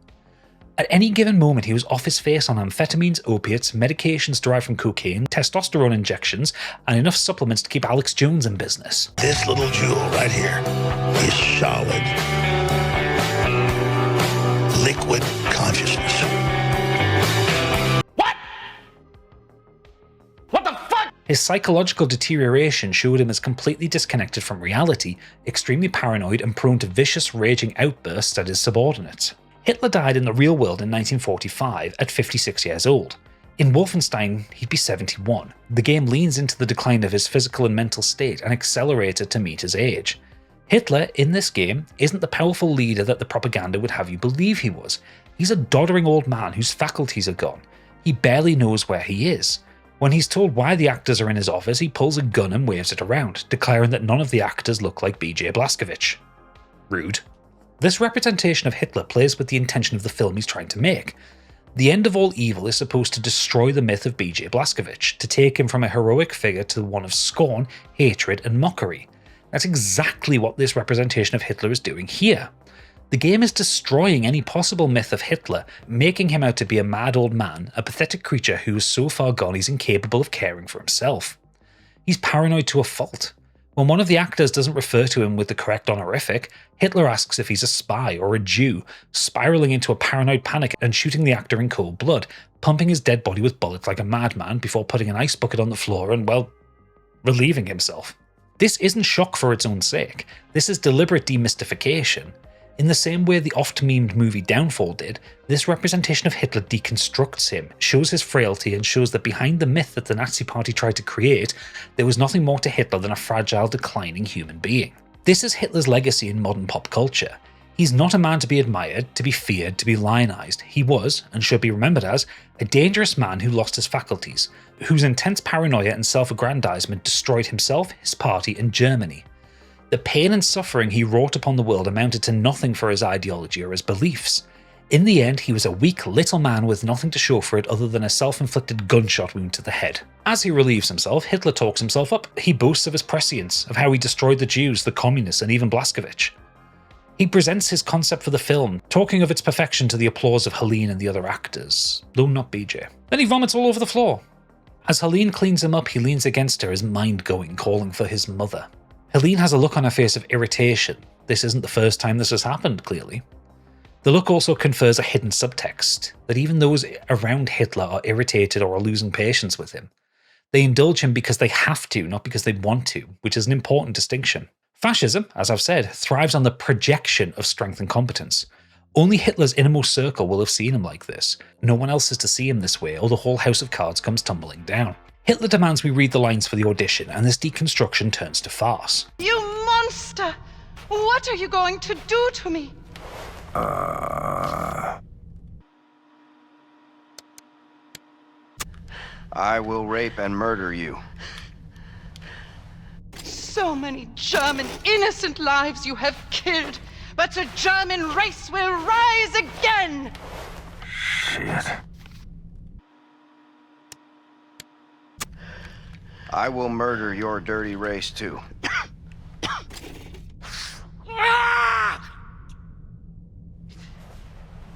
Die Worte waren richtig, ja.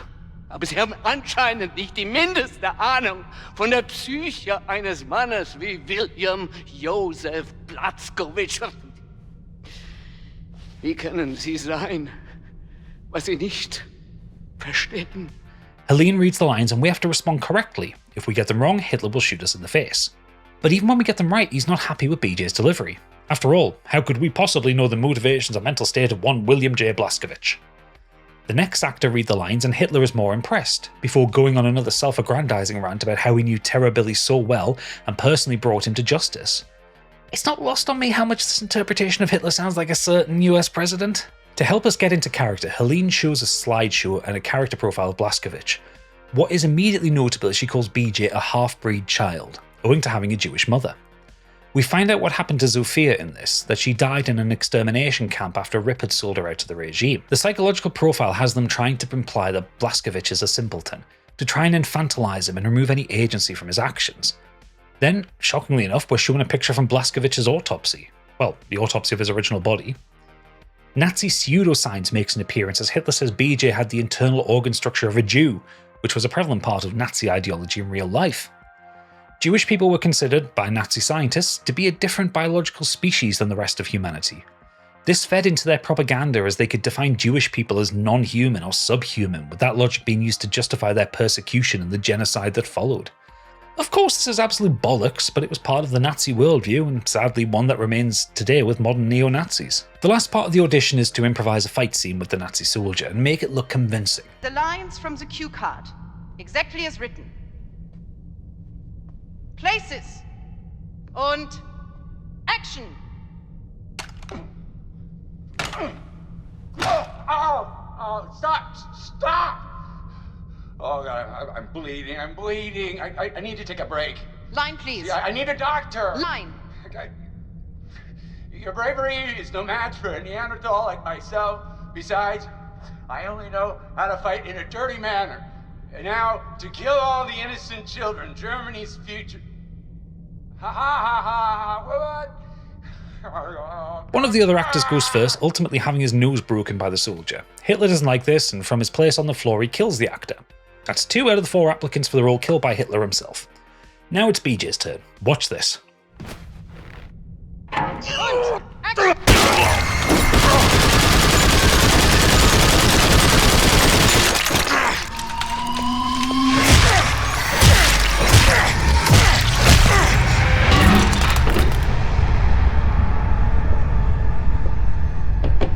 Is that what you wanted?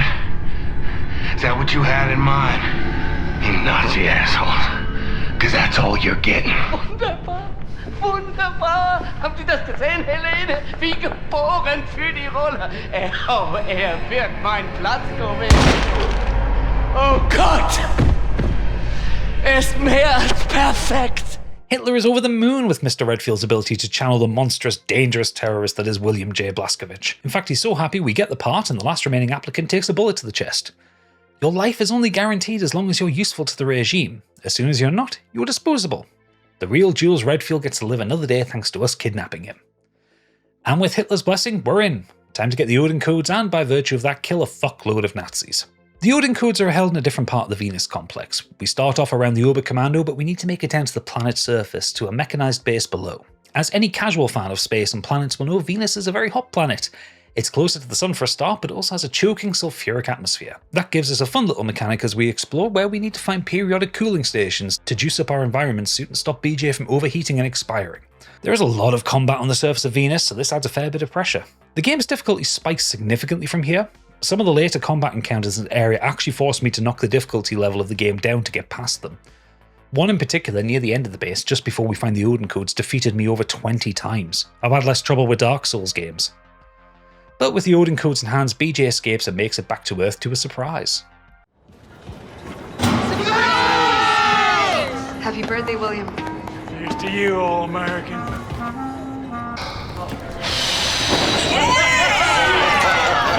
Didn't think I'd make it this long.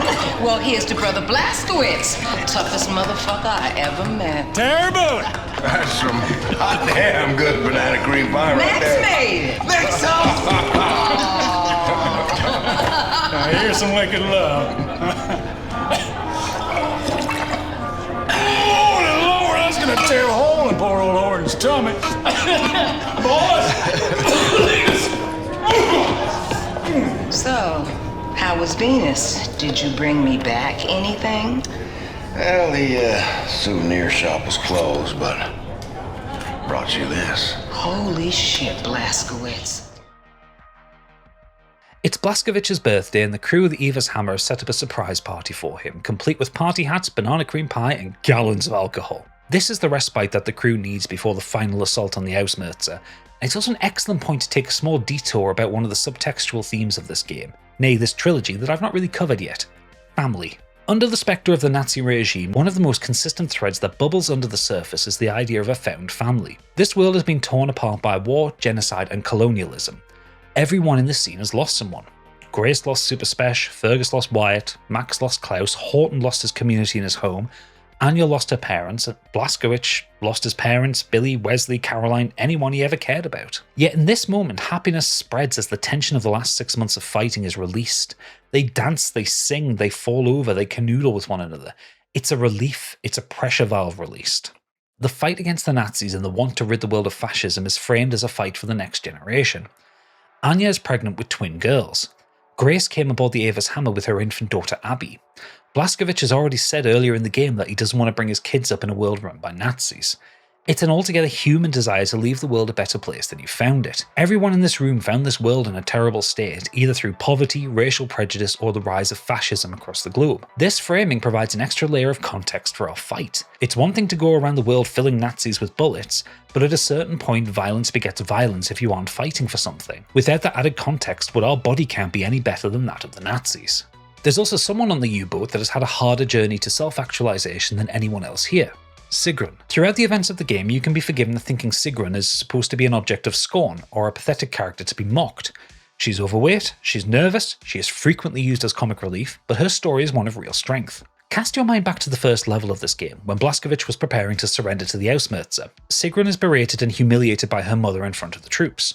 She is teased and tormented by Frau Engel for her weight, for her private desires and for the things that she wrote in her diary. Despite this, she can clearly be seen to be desperate for the approval of her mother, despite the abuse she suffers at her hand. She snaps as Engel is about to kill Fergus, and in one act of pure rage she becomes a traitor to the Nazis, helping us escape the Ausmerzer.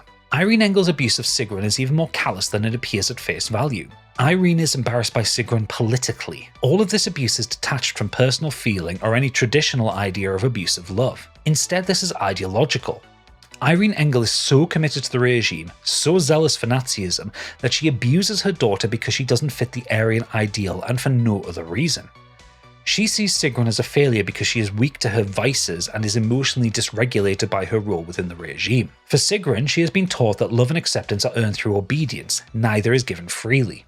But as we've established earlier, the Nazi regime doesn't reward obedience, it consumes it, and as soon as someone outlives their usefulness, they are disposable. Sigrun is a child of indoctrination.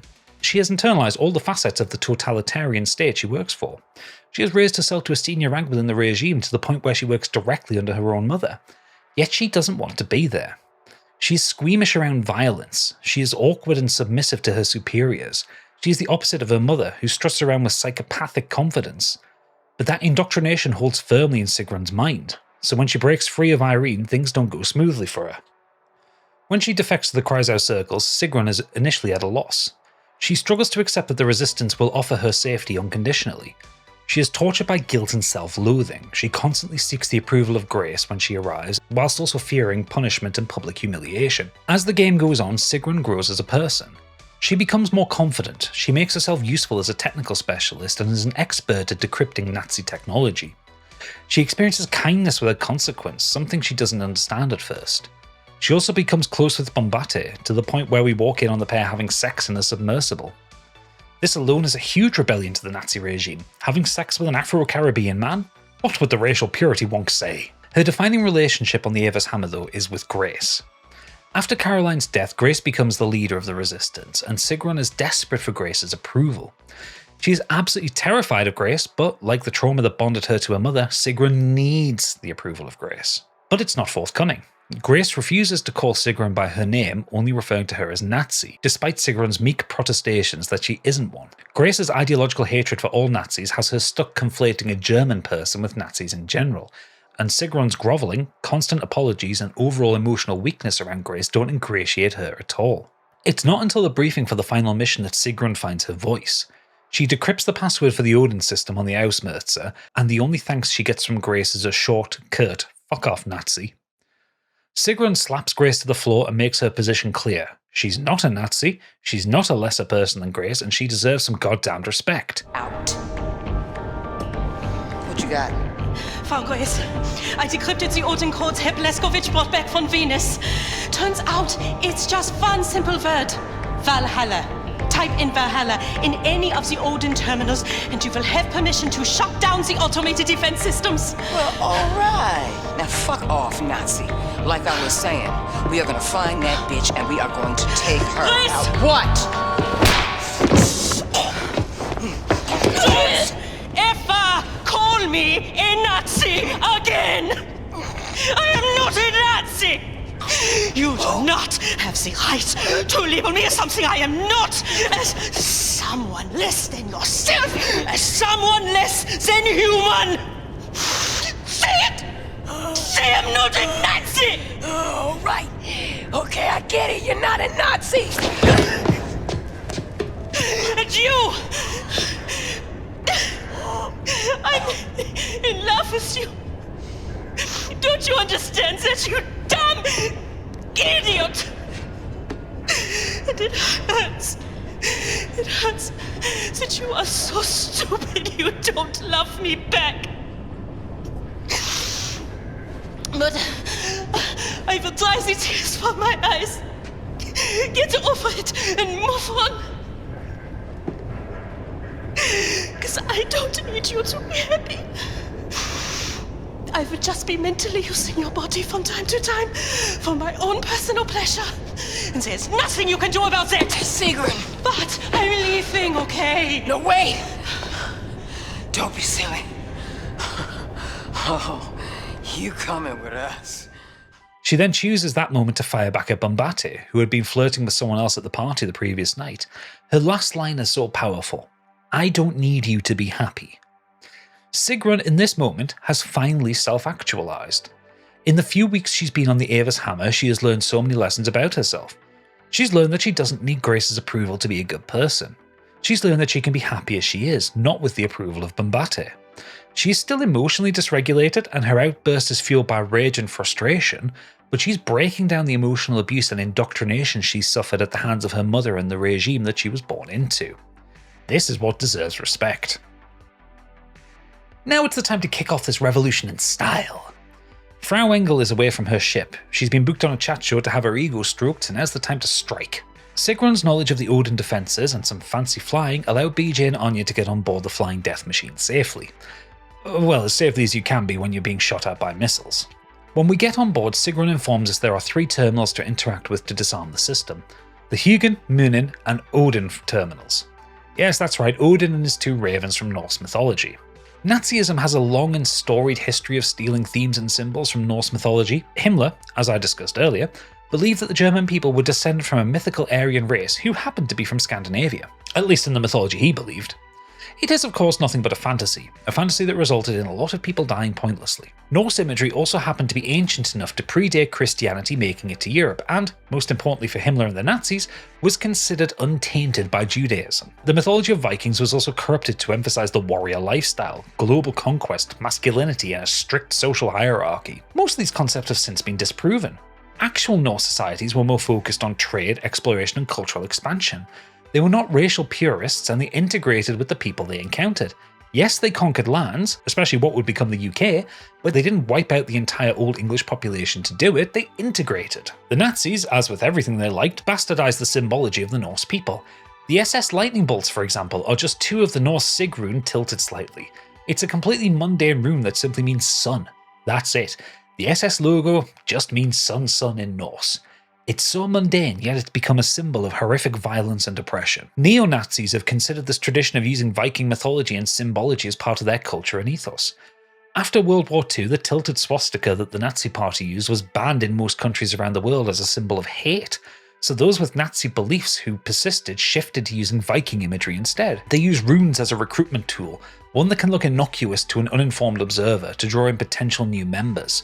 The Odal rune, the Tyr rune, and even Thor's hammer have all become stripped of their cultural meaning and are instead used as cool, manly symbols. They use memes of the cast of the TV show Vikings with hyper-masculine comments or messages on them as part of a pattern of radicalization without knowing or caring how inaccurate that show is to actual Viking history. They see the aesthetic of tough, bearded men with masculine undercuts fighting with hand axes before going home to conquer their woman as an ideal way of life. This alt-right aesthetic dovetails with the manosphere, the kind of ideology espoused by influencers like Andrew Tate, Myron Gaines, and Nick Fuentes, where hypermasculinity is encouraged, as is comprehensive misogyny and racism. More than anything, modern neo-Nazis use this imagery because it provides a cover of plausible deniability. The Tyr rune is not a swastika. The Odal rune is not an iron cross, etc. It is worth mentioning explicitly that not everyone who enjoys and uses Viking imagery is a neo-Nazi, but Nazis deliberately use this imagery and mythology to further their movement. Recruitment into Nazi groups in 2026 generally happens via aesthetics first, before ideology. Fascism is always stolen from the past. Nazis and neo-Nazis are cosplaying and myth-making using someone else's heritage as a framework. This is theft dressed up as culture. The Ausmerzer leans into this theft not only with the names of the 3 terminals we need to disable, but the password to shut them down? Valhalla.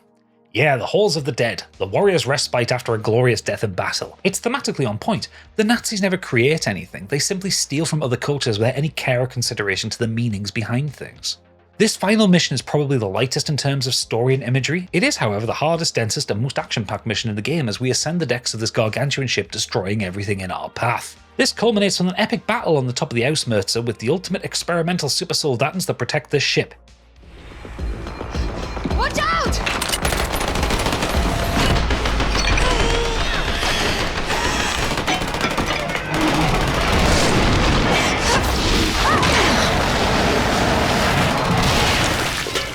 The defense is defeated, we ascend to the Odin Control Center and we're saved at the last moment by Anya, who drops some grenades to kill the soldiers ambushing us, and she, well, okay. You know what, let's leave them to it.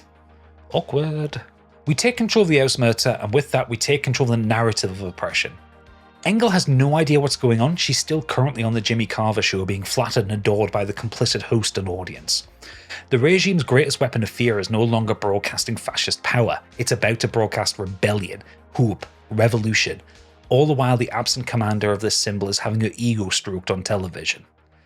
A fascist's greatest weakness is fame, because spectacle requires attention and attention can be stolen. By chasing media fame, Engel has taken her foot off the gas and is about to lose everything. Sigrun asks to stay behind on the ship. She knows what must be done, but she can't be involved, and we have the first moment where Grace calls her by her name. It's very sweet. Can I stay here?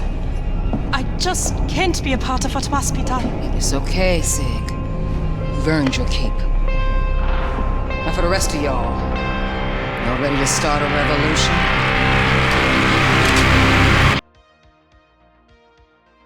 The final moments of this game play out like an interactive cutscene rather than a mission. The Kreisau Circle quietly break into the TV studio where the Jimmy Carver show is being taped. We step into the control room and quietly take it over, with the instruction that they stay on the air, they don't cut the broadcast at all. Eyes across the world are on this live broadcast from California, and we want our message to go as far and wide as possible.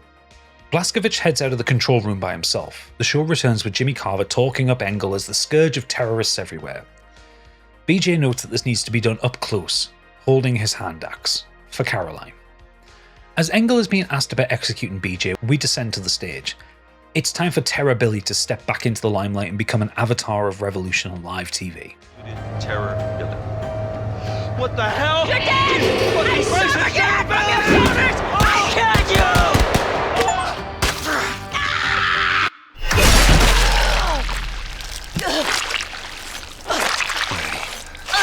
Have the best you got. Then your best won't do. You're my wolf now. These are our words.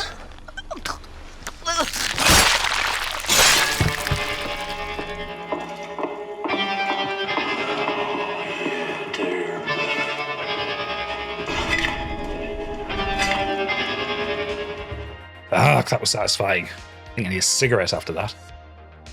The revolution is televised. The first blow has been struck by the Kreisau Circle, and the truth is being told to the people of the United States for the first time in over a decade. Horton and Grace give their own sermon to the people of the US. They call for the revolution, for the American people to rise up against the Nazi oppressors, to burn the Nazis to the fucking ground, to hold their babies in their arms and promise them they're going to grow up in a world without Nazis. The narrative takeover is complete. The American people have seen a symbol of fanatical fascism brutally killed live on TV, her ship taken by the resistance, and a diverse group of people, some American, some not, calling for everyone to stand up and fight for their freedom. It's so damn inspiring, I feel like starting a few fires myself. And in between the strains of a metal cover of Twisted Sister's We're Not Gonna Take It, we see BJ take the engagement ring back off Engel's finger and finally propose to Anya. And that, ladies and gentlemen, is Wolfenstein 2, the new Colossus. So now that I've gone through all three games in such exhausting detail, I feel like I'm ready to re-answer that question I posed in the introduction. Are the Wolfenstein games woke? I'm sorry to disappoint any culture warriors who've made it this far into the video, but the answer is still no. The Wolfenstein games are clear-eyed in their depiction of fascism and resistance. The use of woke as a pejorative term is intended to diminish the impact of a piece of work, to disregard it as something fringe or pointless. Culture warriors speak as if their voice is the only one that should be listened to, as if their opinion is the only source of truth in this world. They speak with an unearned confidence to dismiss the feelings and views of people they consider to be less than them. Wolfenstein as a series presents a challenge to the anti-woke crowd. While most of these commenters won't naturally identify with the Nazis as a group in these games, or with modern-day fascist movements across the world, they are implicitly tying themselves to the Nazi ethos. These games present a fictionalized alternate history where the keys to resisting fascism lie with the little people. They lie with a diverse cast of characters who all play their part for the good of mankind. Men and women of all races and religions come together to fight against a common enemy, an oppressor who will kill them without a second thought if given the chance. One of the most common misreads of the Wolfenstein games is how the power fantasy works with them. Many commentators read Blazkowicz as a masculine ideal. He's a strong, powerful, violent Nazi killing machine, but his power doesn't come from his ability to tear through hordes of faceless soldiers. No, his power comes from his refusal to accept that the world must remain broken. He fights because he must, not because he enjoys it. What initially appears on the surface as a fun, violent, first-person shooter series gives way to a deep, considered, and wonderfully written collection of games. Underneath the waves of faceless Nazis that BJ Blazkowicz mows down is a deep reflection on society and how terribly fragile the world can be. In these games, the Nazis take over the world through superior violence, with a bloodthirst that casts a shadow across everything it touches. But within that fragility, the strength of the human spirit persists. People don't like living under authoritarianism. We've seen this in the real world. People across Europe rebelled during World War II against Nazi occupation. People living under Soviet rule rebelled quietly against the communist dictatorship until the Union collapsed in 1991. Even now, in the mid-2020s, we are watching governments across the world test the boundaries of authoritarian power, and even dipping their toes into the waters of open fascism to see what they can get away with. Yet people stand up in the streets against it. They organise, they mobilise, and unite in the face of overwhelming power. What Wolfenstein proves, and why the series still matters, is that fascism isn't defeated once. It's a cancer on society that must be excised quickly and deliberately, or it will metastasise and grow. It can be defeated by confrontation, by exposing the myths, the symbols, and the stories it steals to build its narrative. Fascism grows in the shadows of a society that isn't paying attention. The Nazis didn't end when the Second World War did. They didn't disappear after the Nuremberg trials. The Nazis were quiet for years, but they persisted. The caustic ideology grew slowly underground, until the time came for them to step into the light. And by that point it was too late. Fascism had returned to the world. The fight against fascism isn't woke. It's not something only liberals or left-leaning people should be concerned with. Fascism, as indicated by these games, is the destruction, corruption, and twisting of everything we hold dear. It is dehumanization on an industrial scale. It is the demolition of a peaceful way of life for so many people around the world. It is the state-sanctioned erasure of people of colour, of the LGBT community, of those with disabilities. It is the stripping away of humanity from humans. The world in 2026 stands on a precipice. Do you want to live under the auspices of a fascist empire, or do you want to fight for humanity and stand up for your fellow man? The revolution, this time, will be televised in surround sound and 4K. And if standing up for fascism makes you woke, then wake the fuck up.